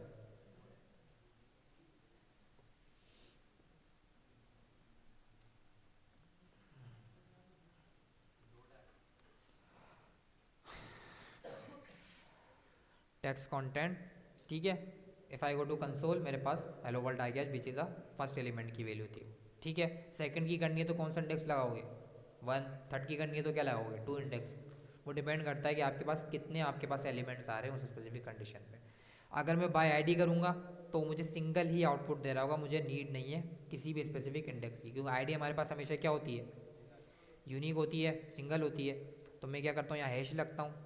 अभी मैंने आईडी की है जो है वो कोई वैल्यू लिखी ही नहीं थी आईडी पे, तो मैंने क्या किया, फर्स्ट वाले H1 को क्या कर दिया, आईडी के अंदर मैंने XYZ लिखा, तो मेरे पास क्या हुआ, बाय आईडी एक एलिमेंट मेरे पास डॉम में रजिस्टर्ड हो गया। तो मेरे पास क्या हो रहा है, बाय आईडी वैल्यू गेट हो रही है। अच्छा इसके अंदर भी मेरे पास क्या आ रहा है, एरे ही आ रहा है। ठीक है, क्यूरी सिलेक्टर ऑल की वजह से क्या हो रहा है, इसके अंदर सारे एरे में रिटर्न कर रहा है। भले मेरे पास क्या था, ये एक बाय आईडी की थी, तो इसके अंदर भी आपको फिर क्या करना पड़ेगा, जीरो इंडेक्स लगा के आप क्या करोगे, सिंगल वैल्यू को गेट करोगे। क्यूरी सिलेक्टर ऑल में क्या करेगा, सारे आपको क्या करेगा, डेटा एरे में रिटर्न करेगा, और क्यूरी सिलेक्टर के अंदर क्या करेगा, सारा डेटा आपको ऑब्जेक्ट में रिटर्न करेगा। उसको उससे कोई फ़र्क नहीं पड़ता कि वो सिंगल है वो डबल है, वो क्या करेगा, क्यूरी सिलेक्टर ऑल में एरे ऑफ ऑब्जेक्ट बना के देगा, और क्यूरी सिलेक्टर में क्या करेगा, आपको सिर्फ ऑब्जेक्ट देगा, भले वो डुप्लीकेट हो या ना हो, उसको कोई नहीं फ़र्क पड़ता। इफ़ यूज़ क्यूरी सिलेक्टर और क्यूरी सिलेक्टर ऑल। ठीक है, अगर मैं जाके ज़ीरो इंडेक्स पे देखूंगा तो मेरे पास पूरा एलिमेंट आ रहा होगा। ठीक है, उसका कंटेंट देखना है, यहाँ पर जाके टेक्स्ट कंटेंट लिख दूंगा या इनर टेक्स्ट लिख दूंगा तो मेरे पास उसका कंटेंट आ रहा होगा। हाँ ये वी एस कोड का बग है, सजेशन देनी चाहिए इसको। ठीक है, यहाँ तक समझ में आया, पक्की बात है, ये तो रिपीट ही किया है भाई हमने।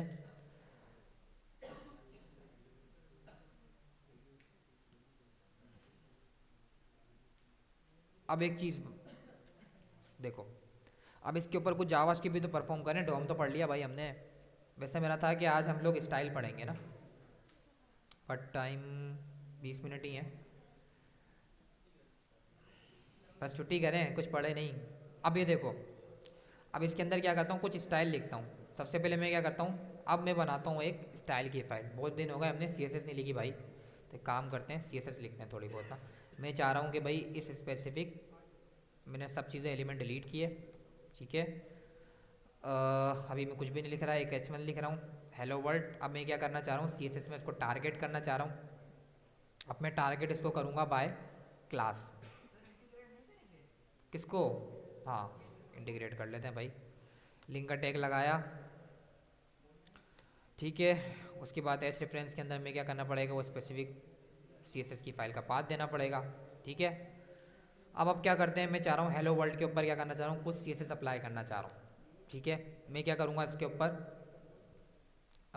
एक क्लास लगाऊंगा। इसके अंदर मैं बोलूँगा इस क्लास का नाम मेरे पास होगा लेट से H1 स्टाइल, कुछ भी लिख देता हूँ ना, H1 स्टाइल। ठीक है, हेलो वर्ल्ड। अब मैं इसको किस तरीके से टारगेट करूँगा, ये तो अब मैं भूले तो नहीं होंगे ना, क्या लिखूँगा यहाँ पर टारगेट करने के लिए सीएसएस में, डॉट H1 स्टाइल नाम था हमारे क्लास का, कर्ली ब्रैकेट। अब मैं क्या करना चाह रहा हूँ, लेट से मैं इसका पहले तो बैकग्राउंड कलर क्या करूँगा, बैकग्राउंड कलर में इसका करना चाह रहा हूँ लेट से लाइट ग्रीन टाइप का कुछ, ये कर देता है लॉन ग्रीन। ठीक है, उसके बाद मैं क्या करूँगा, इसका कलर भी क्या कर दूँगा, चेंज कर दूँगा, और कलर इसका कर देता हूँ लेट से रेड। थोड़ा सा फ़ॉन्ट साइज़ भी बढ़ा देते हैं ना इसका, मैंने बोला इसका फ़ॉन्ट साइज़ कर दो 50 पिक्सल।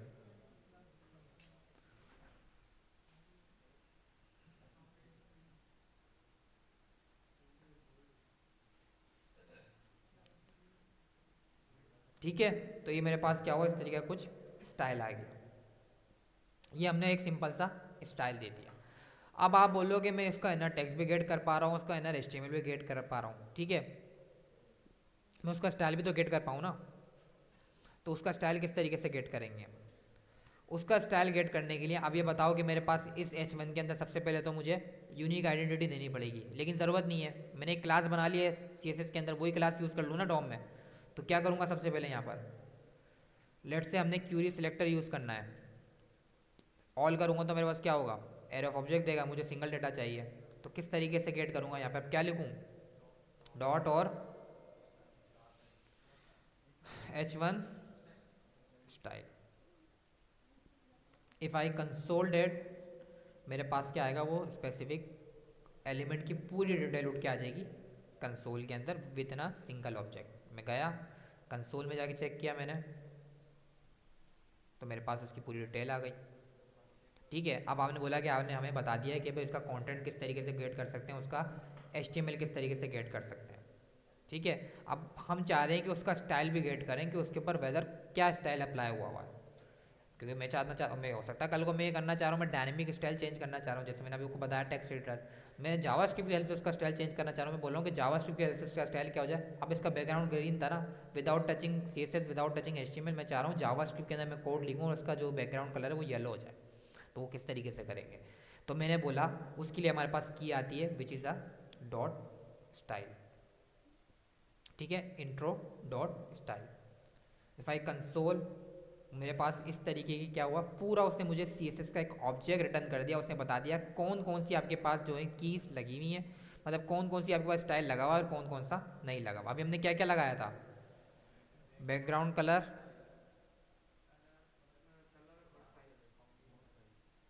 ठीक है। तो मैं क्या करता हूँ, मैं यहाँ पर लिखता हूँ डॉट बैकग्राउंड कलर,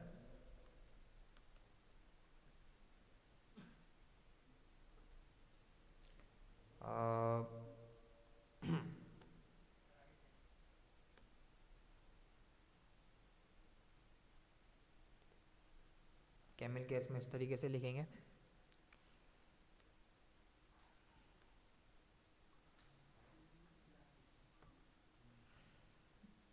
ये चेंज तो करेगा, तो फिर ये गेट क्यों नहीं हो रहा, इफ आई राइट येलो, ठीक है। अच्छा, स्टाइल को क्या कर सकते हो, वैल्यू को गेट नहीं कर सकते आप कंसोल के अंदर, ठीक है, सिर्फ उसको मैनिपुलेट कर सकते हो। जब भी आप कोई भी स्टाइल कीवर्ड लिखोगे, जिस तरीके से टेक्स्ट कंटेंट को इनर HTML को गेट कर सकते हो ना, उसको मैनिपुलेट भी कर सकते हो, उसका कंटेंट देख भी सकते हो। अगर आप स्टाइल उसको एक्सेस करोगे तो आप उसको एक्सेस नहीं कर सकते, उसको सिर्फ मैनिपुलेट कर सकते हो। जैसे इसके अंदर क्या होता था कि भाई मैं चाह रहा हूँ कि इसका कंटेंट चेंज कर दूँ। अभी उसका कंटेंट क्या था, कंटेंट किस तरीके से सिलेक्ट करूँगा, H1 के अंदर क्या लिखा हुआ है, किस तरीके से करूँगा, डॉट के बाद क्या लिखूँ, टेक्स्ट कंटेंट, और मैं बोलूँगा कि इसका कंटेंट चेंज करके, नहीं इस वाले से नहीं कराएगा, करा रहा है आपके पास, एक मिनट देखते हैं इसमें।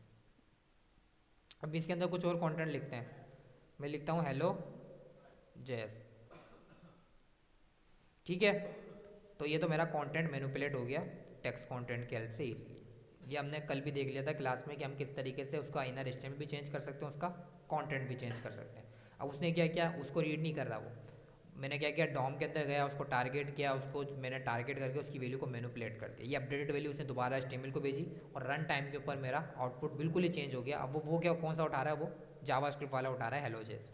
हालांकि मेरे HTML में क्या लिखा हुआ है, हेलो वर्ल्ड लिखा हुआ है, ठीक है। तो ये हमने लास्ट क्लास में पढ़ लिया था कि किस तरीके से हम मैनिपुलेट कर सकते हैं। अब आप चाह रहे हो इसी तरीके से इसका स्टाइल भी चेंज करना चाह रहे हो ना, इंट्रो डॉट स्टाइल।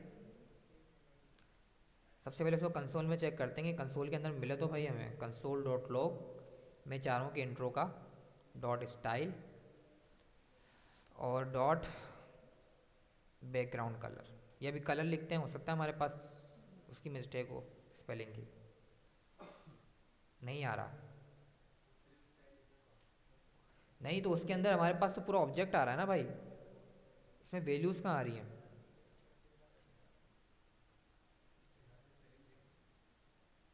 कलर का C कैपिटल है क्या, ब्राउज़र कौन सा यूज़ कर रहे हो, क्रोम, कलर स्मॉल में ही होगा, आपके पास आ रहा है, नहीं तो इसमें कंटेंट तो कुछ नहीं आ रहा ना भाई। हाँ देखो, वो नहीं दिखा रहा ना वैल्यूज़, नहीं दिखा रहा वो। अब कह सकते हो कि बस ये याद रख लो कि हम इसको मैनिपुलेट कर सकते हैं, इसकी वैल्यू को चेक करना है तो CSS में जाके देख लेना कि क्या स्टाइल लगा है, ठीक है। अब आपको उसको मैनिपुलेट करनी है, आप चाह रहे हो कि without touching CSS, without touching HTML, using a JavaScript में उसका बैकग्राउंड क्या कर दूँ, ग्रीन से येलो कर दूँ। तो मैंने आपको बताया क्या करो, इंट्रो के अंदर हमारे पास एक की है विच इज़ अ स्टाइल, ठीक है। अब उसके बाद आपको उस स्पेसिफिक स्टाइल का नाम देना है जिसको आप चेंज करना चाह रहे हो। अब इसमें आप चेंज भी कर सकते हो, नया स्टाइल ऐड भी कर सकते हो। अभी मुझे क्या करना है, सबसे पहले मुझे इसका बैकग्राउंड कलर क्या करना है, चेंज करना है। अब वो देखो, अब ये चीज़ भी याद रखनी है कि ऐसे बैकग्राउंड कलर नहीं लिख सकते, ये लीगल वेरिएबल है, तो ये लीगल है ना, इसके बीच में क्या आ रहा है, हाइफन आ रहा है। स्पेशल कैरेक्टर कौन कौन से लीगल वेरिएबल में एक्सेस गेट हो, नहीं है। तो अब इसमें क्या होगा, जब आप जावास्क्रिप्ट की हेल्प से किसी भी स्टाइल को चेंज करोगे ना, तो आप कैमिल केस में लिखोगे उस स्पेसिफिक स्टाइल का नाम। तो मुझे पता है कि इस स्पेसिफिक प्रॉपर्टी का नाम होता है बैकग्राउंड कलर। मैं सेम उठा के वही नहीं रख दूंगा जो वहाँ लिखा हुआ है, मैं यहाँ पर लिखूंगा बैकग्राउंड और उसके बाद कैमिल केस के अंदर लिखूंगा कलर, वो स्पेस गया, ठीक है, सेंटर वाला स्पेस गया और सी भी कैपिटल हो गया। क्यों? क्योंकि हमारे पास ये क्या करेगा, जो हमारा डॉम है वो वैल्यू हमेशा एक्सेस करता है यूजिंग कैमिल केस। तो आपको पता है कि ये प्रॉपर्टी का नाम है, उस प्रॉपर्टी को बस कन्वर्ट करना है आपको कैमिल केस के अंदर। कोई भी स्पेशल कैरेक्टर उसको रिमूव कर दो, पैडिंग लेफ्ट पैडिंग राइट, तो उसमें क्या होगा, पैडिंग लेफ्ट, उसके अंदर से जो हमारे पास माइनस है वो रिमूव हो जाएगा, और स्मॉल जो हमारे पास लेटर्स हैं, फर्स्ट जो वर्ड होगा वो स्मॉल होगा, सेकंड वाला वही कैपिटल से जो हम कैमिल केस में लिख रहे होते हैं। ये हमने लास्ट क्लास के अंदर भी बताया था। अब आपको ये भी समझ में आ गया होगा कि कैमिल केस क्यों मैं आपको बोलता था कि इंपॉर्टेंट है कि हमेशा वेरिएबल का नाम कैमिल केस लगाओ, ताकि आपको याद रहे, चीज़ें याद रहेंगी कि किस तरीके से हम वेरिएबल कैमिल केस में बना रहे होते हैं। अब मैं चाह रहा हूँ उसका बैकग्राउंड कलर क्या कर दूँ, ग्रीन से कर दूँ yellow. If I save that, मेरे पास का कलर क्या हो गया, येलो हो गया। मैंने उसको मैनिपुलेट कर दिया without touching CSS, without touching HTML, using JavaScript with the help of DOM. तो डॉम इतना पावरफुल है कि डॉम हमारे एलिमेंट्स को ना सिर्फ मैनिपुलेट कर सकता है, उसका स्टाइल चेंज कर सकता है, उस पर कोई इवेंट ट्रिगर करा सकता है। तो डॉम की हेल्प से हम HTML CSS की प्रॉपर्टीज़ को चेंज भी कर सकते हैं, अपडेट भी कर सकते हैं, और नई प्रॉपर्टीज़ को ऐड भी कर सकते हैं। मैं with the help of JavaScript हम आगे वाली क्लास में नए नए HTML के टैग बना रहे होंगे, जो हम टैग अब HTML के अंदर नहीं बनाएंगे। फॉर एग्जाम्पल मैं चाह रहा हूँ कि H1 में विदाउट यूजिंग HTML मैनुअली, कि मैं HTML में जाके H1 टाइप करूँ, मैं जावास्क्रिप्ट के अंदर कमांड लिखूँ और मेरा वो जो HTML वो स्पेसिफिक H1 का टैग है वो क्रिएट हो जाए मेरे HTML के अंदर। तो डॉम का काम ही यही है कि कम्युनिकेशन बिल्ड करना बिटवीन HTML, कह सकते हो आप CSS बिकॉज ऑफ स्टाइल, और जावास्क्रिप्ट। ये आपस में कम्युनिकेशन बिल्ड करता है, इसका डेटा इसको देता है, डेटा गेट करता है, नया डेटा इम्बेड करता है, ये सारा काम कौन करता है, डॉम करता है। जब भी इसको हम बोलते हैं ब्रिज है बिटवीन HTML और जावास्क्रिप्ट। इसी कम्युनिकेशन उससे करा रहा है, इसी कम्युनिकेशन इससे करा रहा है। किस तरीके से HTML की जावास्क्रिप्ट से करा रहा है, HTML का कंटेंट हो गया वो जावास्क्रिप्ट को दे रहा है, मैं वहाँ पे एक्सेस कर रहा हूँ, वहाँ से जावास्क्रिप्ट से कोई कंटेंट जो मैनिपुलेट हो रहा है, चेंज हो रहा है, हेलो वर्ल्ड को मैं हेलो जेस कर रहा हूँ, वो स्पेसिफिक कंटेंट उठा के HTML को दे रहा है कि जावास्क्रिप्ट से ये कंटेंट अपडेट हुआ है, HTML दोबारा मेरी रन टाइम के ऊपर नया कंटेंट जनरेट कर रही है अकॉर्डिंग टू द जावास्क्रिप्ट। तो आपस में ब्रिज का काम कर रहा है बिटवीन HTML और जावास्क्रिप्ट। इसका कंटेंट इसको दे रहा है, उसका कंटेंट इसको दे रहा है जी। कुछ भी CSS नहीं लिखी हुई भले, हाँ आप अपने स्टाइल बना सकते हो, अगर नहीं लिखी हुई आप फिर भी स्टाइल एम्बेड कर सकते हो। अब देखो, अब ये की तो मैंने लिखी हुई थी बैकग्राउंड कलर, ठीक है। अब मेरे पास मैंने क्या लिखा हुआ था, कलर लिखा हुआ था, बैकग्राउंड और फॉन्ट साइज। अब मैंने बोला भाई मुझे इसका बॉर्डर भी चेंज करना है, भाई इसके अंदर कोई बॉर्डर लगाना है। तो मसला नहीं है कि हमारे पास वो क्लास के अंदर वो प्रॉपर्टी डिफाइन नहीं है, आप यहाँ से जनरेट करा लो। तो मैंने बोला क्या करो, इंट्रो वाले के अंदर एक नया स्टाइल ऐड कर दो। बॉर्डर का क्या नाम होता है, प्रॉपर्टी का बॉर्डर ही लिखता है ना डायरेक्ट। तो मैं सिंपल क्या लिखूंगा यहाँ पर, बॉर्डर, उसके बाद इक्वल टू। सिंटेक्स क्या होता है, बॉर्डर की जो प्रॉपर्टी की वैल्यू क्या होती है, सबसे पहले हम क्या लिखते हैं, पहले उसका साइज़ डिफाइन करेंगे कितने पिक्सल का होगा। मैं बोलूँगा 2 पिक्सल का होगा, ठीक है, सॉलिड होगा। उसके बाद उसका कलर हम बोल देते हैं लेट्स से रेड होगा, तो बॉर्डर बन गया ना। If I go to browser, मेरे पास बॉर्डर रन टाइम के ऊपर क्या हुआ, बॉर्डर भी जनरेट हो गया। मैंने CSS में नहीं लिखा बॉर्डर, मैंने जावास्क्रिप्ट के अंदर जो है वो एक नया की डॉट स्टाइल, उसके बाद मैंने बोला कि इसके अंदर एक नया स्टाइल ऐड कर दो विच इज़ अ बॉर्डर। मैंने डिफाइन कर दिया सेम एज CSS कि क्या करो, 1 पिक्सल हो, सॉलिड हो और रेड हो। एक साथ नहीं कर सकते, फिर आपको अलग अलग करनी पड़ेंगी जी। स्टाइल लिखना ज़रूरी है, तो उसको पता कैसे चलेगा कि आप कौन सा कंटेंट, वो समझेगा बॉर्डर की कर रहे हो। इफ़ आई मैंने हटा दिया ये, वो बोलेगा बॉर्डर की बोलेगा कहाँ डिफाइन कर दी यूज़र ने, ऐसी तो कोई प्रॉपर्टी ही नहीं है, वो आपको एरर जनरेट कर देगा। अगर मैं इसको सेव करूँगा, स्पेक में जाऊँगा, इसको एरर देना तो चाहिए, नहीं दे रहा, ठीक है। अगर मैं कंसोल करूँगा तो आई थिंक देगा। तो क्योंकि बॉर्डर के नाम से कोई हमारे पास की नहीं है ना डिफाइन, तो कुछ भी नहीं हुआ हमारे पास, ना कुछ चेंज हुआ। स्टाइल के अंदर बॉर्डर, उसको पता चल रहा है कि हम क्या करना चाह रहे हैं, हम स्टाइल चेंज करना चाह रहे हैं या स्टाइल इम्बेड करना चाह रहे हैं नया उस स्पेसिफिक एलिमेंट के अंदर। तो मैं क्या करूँगा, इंट्रो के बाद स्टाइल, के भाई इस स्पेसिफिक क्या करो, स्टाइल को क्या करो, गेट करो, और इसके अंदर क्या करो, एक बॉर्डर बना दो 2 पिक्सल सॉलिड रेड का। तो मेरे पास रन टाइम के ऊपर बॉर्डर जनरेट हो जाएगा, डॉम मेरा अपडेट हो जाएगा। अगर मैं यहाँ पर जाके कंसोल में एलिमेंट देखूंगा, तो ना सिर्फ मेरा CSS चेंज हो गया होगा, मेरा जो है वो HTML में चेंज हो गया होगा। देखो ये हेलो वर्ल्ड, यहाँ पर देखो इसने एम्बेड कर दिया स्टाइल बॉर्डर 2 पिक्सल सॉलिड, ठीक है। उसने उस एलिमेंट के अंदर एक नया मेरे पास क्या करा, एट्रीब्यूट लगाया जो पहले नहीं था, ठीक है। उसने क्या किया, वो एट्रीब्यूट लगाया, उसके अंदर उसने क्या किया, यूजर ने मेरे को बॉर्डर 2 पिक्सल सॉलिड रेड का है, उसने एम्बेड कर दिया 2 पिक्सल सॉलिड रेड। एलिमेंट और स्टाइल में भी नजर आ रहा है, एलिमेंट के अंदर भी आपको नजर आ रहा है डायरेक्ट स्टाइल के टैग से। स्टाइल का टैग यूज किया था ना, इनलाइन एक्सटर्नल इंटरनल सारी चीजें यूज की थी ना हमने, भूल गए, याद है या नहीं? याद है ना भाई, सारी यूज की थी हमने। यहाँ तक समझ में आया? पक्की बात है? कोई ऐसा जिसके ऊपर से गई हो, क्या पढ़ा रहे हैं सर? पक्की बात है? अब तो पेपर खत्म हो गए भाई हमारे, थक गए, थकान ही खत्म नहीं होती हमारी। यहाँ तक समझ में आया? पक्की बात है? अब जैसे इसने बोला था सत्तार ने कि भाई क्या पता स्टाइल ही हो, हम क्या करें, हमने ना कोई क्लास बनाई है ना कुछ करी है, मान लो कि यहाँ पर कुछ स्टाइल था ही नहीं, ठीक है, यहाँ पर स्टाइल ही नहीं था ना, हमने स्टाइल बनाया। क्या हम जावास्क्रिप्ट की मदद से फिर भी डायनेमिक स्टाइल क्रिएट कर सकते हैं और रन टाइम? ना मैंने स्टाइल का कीवर्ड लगाया, मैंने CSS डिफाइन ही नहीं की उस H1 की।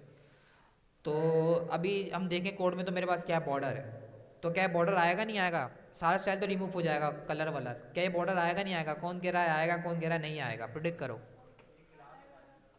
कौन सी वाली? नहीं सॉरी, ये तो लगानी है ना भाई। हाँ, आएगा या नहीं आएगा?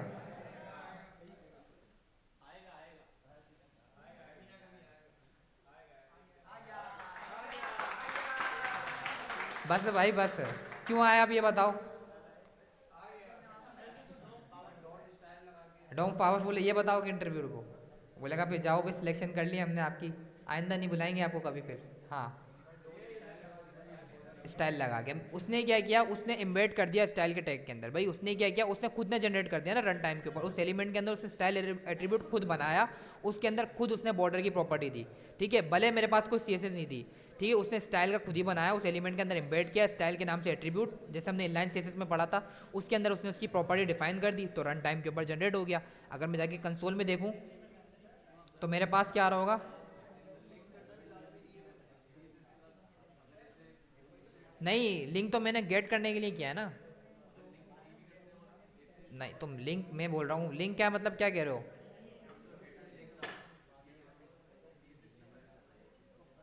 अभी के लिए ज़रूरी नहीं है, हाँ अभी इसलिए ज़रूरी नहीं है, वो एम्बेड कर देगा। यहाँ तो इसलिए है कि इसको कनेक्ट कराओ किसके साथ, CSS के साथ, तो उसका मसला नहीं है। क्योंकि इनलाइन CSS तो हम यहाँ लिख सकते हैं ना विदाउट लिंकिंग के, तो हमें पता है सबको जी। सूडो क्लास यूज़ करें फॉर, हाँ वो भी यूज़ कर सकते हो। ठीक है, भी होवर के साथ आप चाह रहे हो उसको,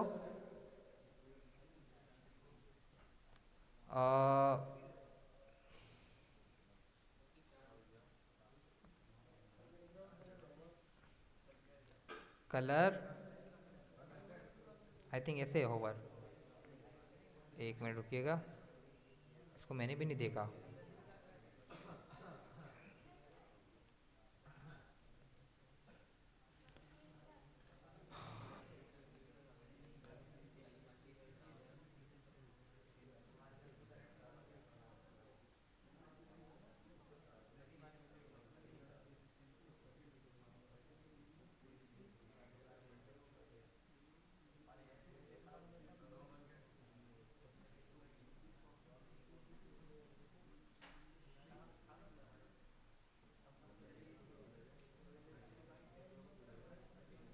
नहीं बाय सूडो एलिमेंट, आप सूडो एलिमेंट डायरेक्ट जो है ना वो ऐड नहीं कर सकते। अगर आपको ऐसा करना है तो फिर आप उसके लिए क्या करोगे, स्टाइल डिफाइन करोगे, और आपके पास इवेंट्स हम आगे पढ़ेंगे जैसे होवर की तरह काम करते हैं, कि जैसे हम उस स्पेसिफिक उसके ऊपर माउस लेके जाते हैं तो हम उसके ऊपर कोई स्पेसिफिक जो है वो क्लास को इनेबल डिसेबल कर सकते हैं। इस तरीके से हम यहाँ पर सूडो एलिमेंट यूज़ नहीं कर सकते, यहाँ पर हम डायरेक्ट सूडो एलिमेंट यूज़ नहीं कर सकते जिस तरीके से आप कह रहे हो।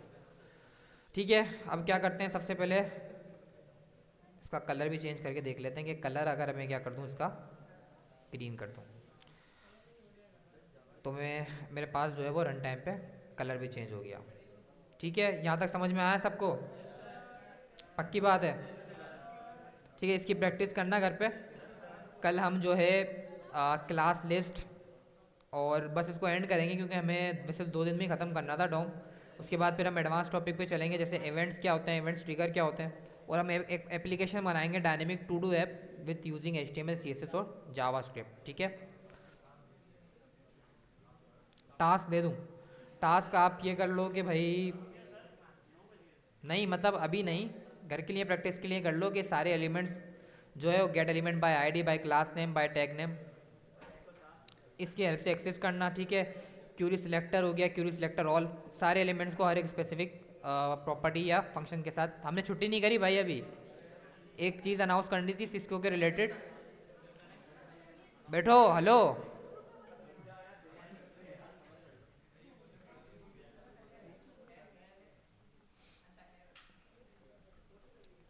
व्हाट्सअप तो सब ग्रुप तो सबने चेक कर लिया होगा। ठीक है, तो मैं ये कह रहा हूँ कि समझ में भी आ गई सब चीज़ें।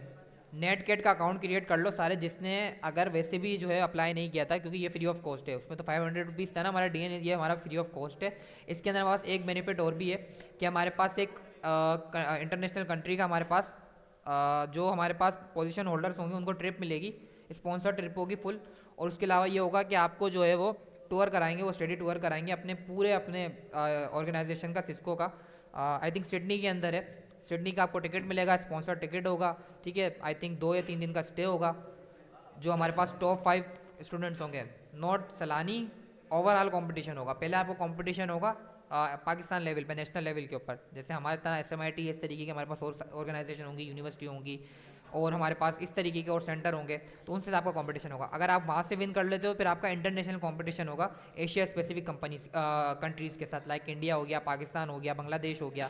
ठीक है, इस तरीके से हमारे पास एशिया स्पेसिफिक जितनी भी कंट्रीज़ हैं उनके साथ कंपटीशन होगा। तो उसमें अगर जो टॉप 5 स्टूडेंट्स होंगे उनको सिडनी का हमारे पास टिकट मिलेगा स्पॉन्सर्ड, उसके अलावा स्टडी टूर मिलेगा, फ्री ऑफ कॉस्ट है।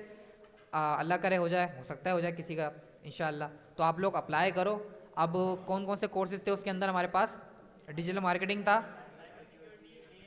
तो जिसमें आपका इंटरेस्ट है मैं तो आपको रिकमेंड करूंगा AI कर लो या साइबर सिक्योरिटी कर लो। दोनों डोमेन अच्छे हैं और दोनों डोमेन हमारे काम के हैं ना, तो मसला नहीं है कि आप बोलो सर हम तो वेब डेवलपमेंट पढ़ रहे हैं। दोनों डोमेन काम के। AI का भी आपको नॉलेज होनी चाहिए कि किस तरीके से हम उसको आगे जाके हम AI की हेल्प से जो एप्लीकेशंस जो है वो डिज़ाइन करेंगे, उसके अंदर इंटीग्रेट करेंगे। साइबर सिक्योरिटी के वेबसाइट तो बना ली, उसको सिक्योर किस तरीके से करें, तो ये प्रिंसिपल दोनों आपके लिए अच्छे हैं।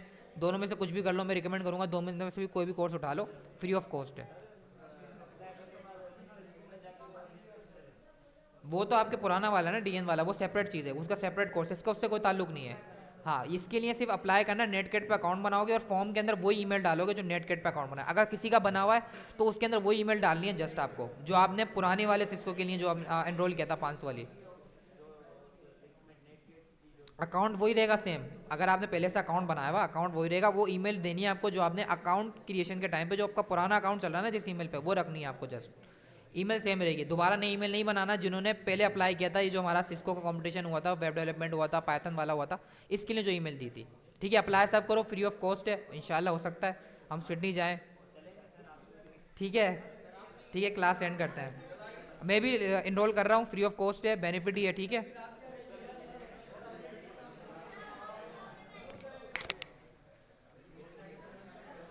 पे मैं बाय क्लास कर रहा हूँ ना जब, तो कुछ फर्क नहीं पड़ रहा।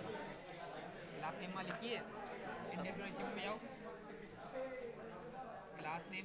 ठीक है, इंडेक्स दोगे ना, gate element by class name करते हैं तो क्या होता है? जाओ कंसोल में दिखाओ, कुछ भी नहीं आ रहा आप लोगों को। जावा स्क्रिप्ट इंटीग्रेट कर दिए? सर वो आप बोल रहे हो उसके लिंक भेज दो, और अकाउंट कैसे बनाएंगे ये भी थोड़ा। ये लिंक भेजा है ना उन्होंने ग्रुप में, सरसद ने। आपने पुराने में इनरोल नहीं किया था ना? मैंने करा हुआ है। आपने किया हुआ तो बस आप वही ईमेल दोगे।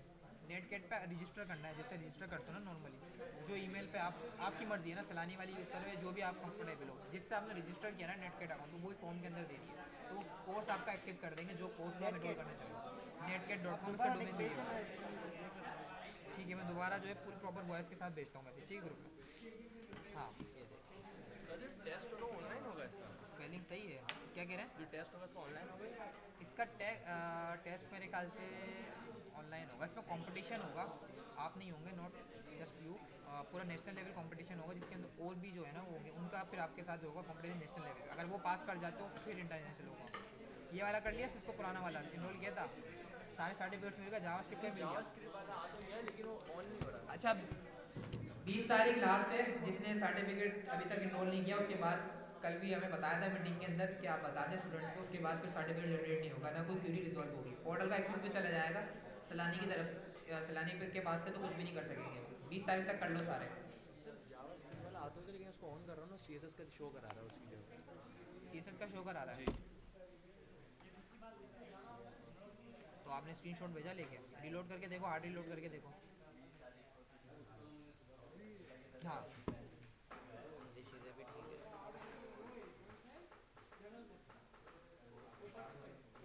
ठीक है। तो ये आ रहा है यहाँ पे नहीं है। क्या ना, ये देखें सीएसएस जावास्क्रिप्ट इंटीग्रेट नहीं करी होगी हमने फिर, ये देखें आगे के अभी भी हमें। जावास्क्रिप्ट को ऑन करो, सीएसएस में शो करा रहा है। ये तो वेबसाइट ही दूसरी है ना क्रिडली, ये तो रिडायरेक्ट कर रहा है ना, और उसमें जाओ ना नेटकेट। तो नेटगेट को दो।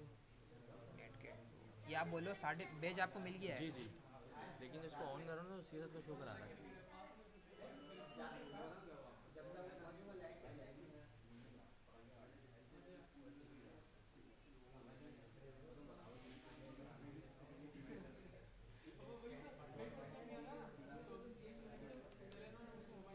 अच्छा ये रिसेंट बता रहा है ना, सारे बेजेस ही बताएगा। 3 क्रेडिट बेजेस कहाँ चलेगा, ये बताएगा ना, ये रे वो रिसेंट बता रहा था, मोस्ट सर रिसेंट पेज मिलेगा। Thank you. ये हाँ ठीक है H1 आ रहा है। ठीक है। तो अब अगर हम इसमें दूसरे करेंगे तो हेलो वर्ल्ड क्यों नहीं दिखा रहा है यहाँ पे? हेलो वर्ल्ड दिखाने के लिए हम मेथड यूज़ करेंगे ना टेक्स्ट कंटेंट वाला, मैंने आपको बताया ना, ये तो पूरा देगा आपको, क्योंकि हमने कंसोल के अंदर सिर्फ क्लास अब में। टेक्स्ट डॉक्यूमेंट, ये जब टेक्स्ट कंटेंट है वो यहाँ पे आएगा या इस वेरिएबल के बाद आएगा, बट ये क्या है, ये एरे है। तो सबसे पहले तो ये बताओ कि कौन सा स्पेसिफिक आपको एलिमेंट सेलेक्ट करना है, तो एरे हम- कलेक्शन देना है, पहले इंडेक्स बताओगे। हम पहले इधर यहाँ पे हमने इंडेक्स बता दी, यहाँ पे जब मैं जीरो चाहिए क्योंकि इधर है एक हाँ जीरो एक ही और फर्स्ट वाला ही चाहिए, ठीक है। तो अब आपके पास कलेक्शन नहीं आ रहा होगा, आपको मिल रहा होगा, ठीक है। अब आप इसको कंटेंट चाहिए तो डॉट टेक्स्ट कंटेंट, तो वो यहाँ पर आएगा क्या कह रहे हैं। डॉट कॉन्टेक्स्ट जो है। हाँ वो इसके बाद आएगा अपना जीरो इंडेक्स के बाद, ब्रैकेट के बाद देखो डॉट टेक्स्ट कंटेंट, क्या कह रहे हो। 20 है भाई, 20 से पहले कर लो। सर अच्छा सर ये सर्टिफिकेट यहाँ पे मिलेगा? आ रहा है। टेक्स्ट कंटेंट हो गया और इनर टेक्स्ट हो गया, नहीं नहीं ऑनलाइन आएगा, सर एक दूसरा यहाँ ऑनलाइन पे आएगा, वही जनरेट हो मसला- जाएगा। सर ये मतलब घर बैठे कर सकते घर पे कर लो, यही यूज़ कर लो, बस कंप्लीट कर लो 20 तारीख तक, 20 के बाद नहीं होगा, फिर 20 के बाद फिर बेच भी चला जाएगा। सर एक भंडा आ रहा है, पहले उसके बाद HTML का टैग कर नहीं लो। आ रहा, सबमिट नहीं होता। सर दिखाओ पहले HTML कर लो। सारे करना है ना, HTML CSS जावास्क्रिप्ट तीनों पेजेस चाहिए ना, हमें तीनों पेजेस मिलेंगे, 3 कोर्सेज हैं। पृथ्वी का आ रहा है ना। जी नहीं नहीं यहाँ पे नहीं होगा, यही होगा, इसमें होगा। ऑनलाइन टेस्ट है, कुछ भी नहीं है, और अटैम्प्ट भी कर सकते हो, अगर फेल भी होगा ना तो अटैम्प्ट कर सकते हो जब तक पास नहीं होगे, शो नहीं कराएगा। थोड़े से मुश्किल है ये नेट के लिए इसको वाले नहीं है, इसलिए थोड़े चैट जीपीटी से पूछो, वो करने क्या बताता है ये बताता है। तो क्या आंसर रॉन्ग हो जाते हैं क्या, जी सर मैंने करे इसके काफ़ी रोंग है। ऐसा कैसे हो सकता है भाई। पढ़े सर आप इधर एक सर्वे फॉर्म था वो सबमिट किया, ये रहा, इस पर क्लिक करो, एंड ऑफ सर्वे। हाँ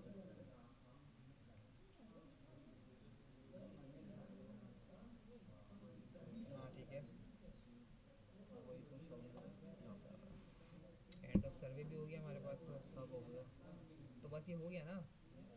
कंप्लीट हो गया कोर्स। हाँ तो बेच जा रहा होगा ना, बेच नहीं आ रहा। नहीं ना।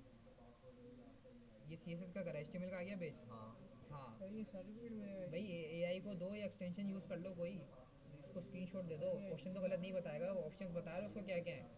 सर ऑप्शन में तस्वीर खींच कर इसको भेज रहा था। ऐसा हो ही नहीं सकता, कौन सा ये यूज़ कर रहे हैं भाई ये, फिर हम नहीं वो चैट जीपीटी है।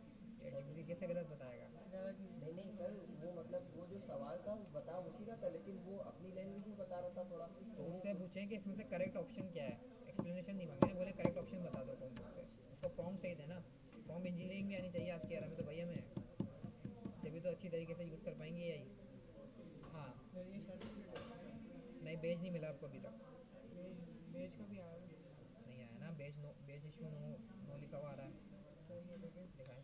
सर ये जो अभी वाला जो है ये कैसे होगा? ये तो फ्री ऑफ कॉस्ट, इसमें भी सेम यही होगा, इसी तरीके से होगा कि सर्वे होंगे।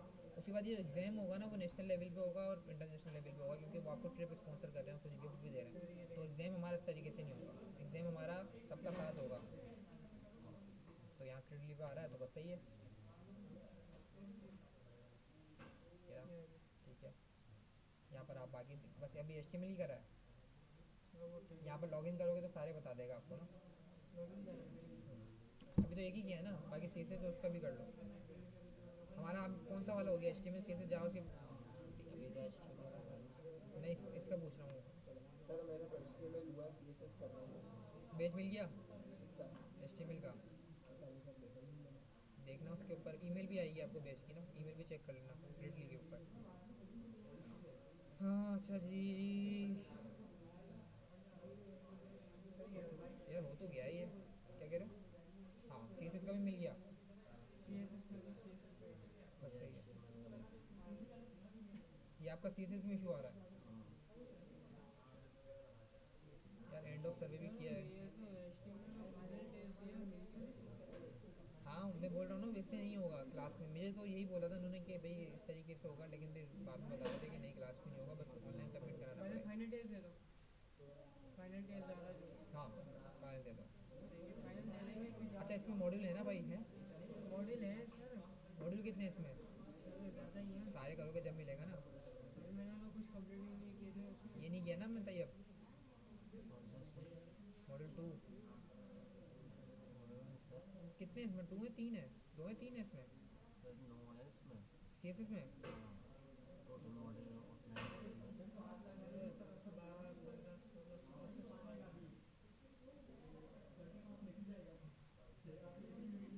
ये करा हुआ मैंने, पता है कब पहले सर ने कुछ 14 दिसंबर की डेट डाली थी, मैंने 13 दिसंबर 14 से पहले पहले पूरा किया इसको, फिर भी पता नहीं क्या इशू आ रहा है। सब ग्रेडेड ग्रेडेड आ रहा है। इसमें क्यों नहीं आ रहा? तो ये तो वो है ना वेलकम आ रहा है, इसके बाद मॉडल बन गया। इसमें टेस्ट नहीं है, जिसमें टेस्ट है उसमें ग्रेडेड दिखा रहा है। पहले वो मॉडल की वो दिखा रहा है, फिर उसका टेस्ट का नीचे दिखा रहा है, पहले मॉडल रीड करना दिखा रहा है, फिर उसके टेस्ट का नीचे। सर ये बस सब में ग्रेडेड है। जो सर ने भेजा था वही उस पर अप्लाई कर रही थी हाँ बस इसमें वही ईमेल डाली है ना अपनी, जी, बस सही है। मैसेज आ जाएगा खुद ही, सर खुद ही मैसेज आएगा। मैसेज हाँ, नहीं मैसेज नहीं आएगा, बस नेटकेट का अकाउंट खोलोगे वो एक्टिव कर देंगे जब वो आपका डेटा जो है वहाँ पर रखेंगे। जिस तरीके से यहाँ पे कोर्स शो हो रहे थे ना HTML CSS, उस तरीके से वो कोर्स भी शो होना चाहिए। कौन सा सिलेक्ट किया है? फॉर्म में सिलेक्ट का ऑप्शन नहीं था क्या हुआ, उन्होंने नहीं था? कंट्री सेलेक्ट करिए, ये कोर्स नेम सिलेक्शन का ऑप्शन ही नहीं था। ठीक है शायद वो बाद में बताना पड़ेगा, बस सही है, ठीक है सही है भाई, इसमें सब चीज़ें सही हैं, मे बी वहीं से इनेबल होगा।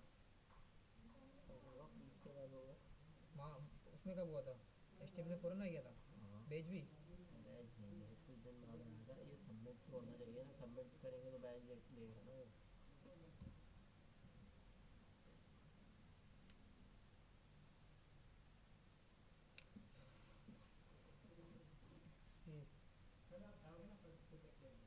क्या मैं अच्छा बस मैं आता हूँ।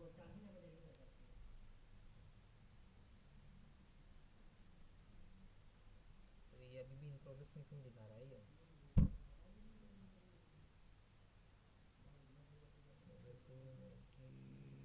सबका 100% है।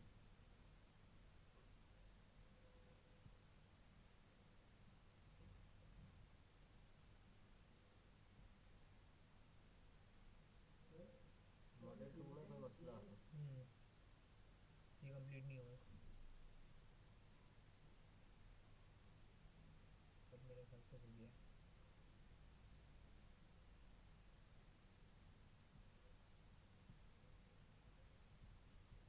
स्क्रॉल डबल करेंगे सिंगल, वेलकम वाला है ना इसका एक ही है, तो बस बाकी तो सारे कंप्लीट दिखा रहा है। फिर भी बस प्रॉब्लम शो हो रही है। दोबारा अब लॉग सबमिट पे अभी तो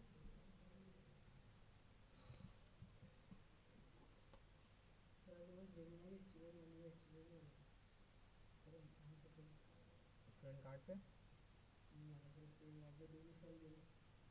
डोमिसाइल मांग रहा है क्या वो? स्टूडेंट की आइडेंटिटी, हाँ तो स्टूडेंट होना चाहिए ना आपकी आइडेंटिटी में। किस चीज़ का? जेमिनी प्रो आपके पास तो होगा ना? नहीं। तो हम क्या कर रहे हैं यूनिवर्सिटी में भाई, फ़ायदा तो उठाएं। वगैरह सब दिया है या फिर इसमें ये काफ़ी टाइम हो गया।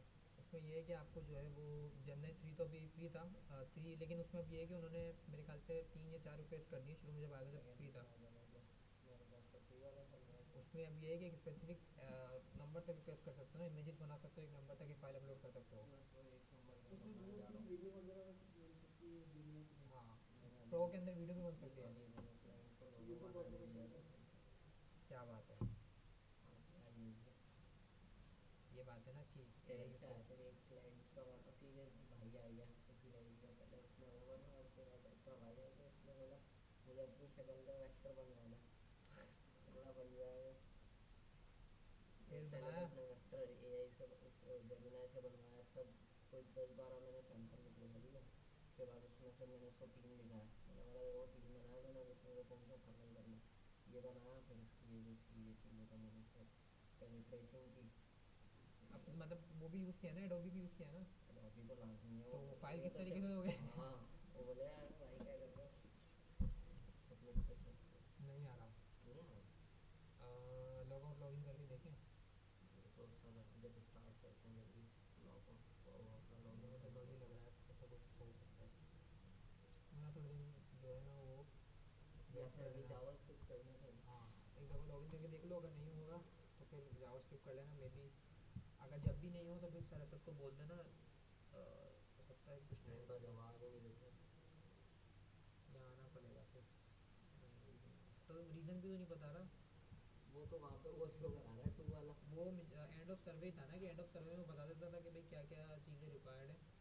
मैं तो स्क्रीनशॉट लेता हूँ जब मैं तो देखो आंसर लिखा उसमें कॉपी पेस्ट करा ये सब। क्या बात है, एक्सटेंशन भी यूज़ कर सकते हैं हम, वो तो और भी ईजी है। अच्छा जब जाओ एंड ऑफ, ये कौन सा आइकन दिखा रहा है? एक्सटेंशन नहीं है, एक्सटेंशन है। नहीं नहीं नहीं, एक्सटेंशन नहीं, ठीक है। ये दिखा रहा है कि इसमें ही कुछ मसला है भाई। देखो ये अभी भी 0 दिखा रहा है। अब क्या करें, more a progress. Scroll to begin, तो बस इसके अंदर यही एक पेज और क्या स्क्रॉल कर रहा है?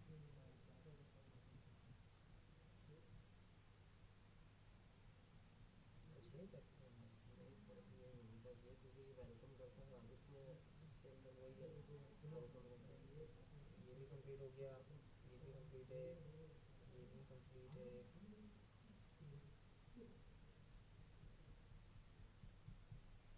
एक काम करना, एक चीज़ कर लेना, घर पे आके वापस दोबारा सारे स्क्रॉल करके फिर चेक करना। अगर नहीं हो फिर भी तो फिर मैसेज कर देना ग्रुप में, मेंशन कर देना सर सबको। मेरे को लग रहा है कि दोबारा एक बार स्क्रॉल करोगे ना सारे तो ये अपडेट हो जाएगा। इसी स्पेसिफिक मॉडल के अंदर मसला है।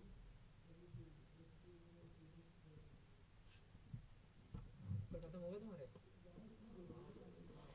माया को आगे खत्म हो गए। अल्लाह बचाए इनको वैसे सर। हाँ मैदान में हो गया था मेरा अच्छा खासा। बारिश देखो काफ़ी हुई है, लेकिन इससे अच्छे हालात है।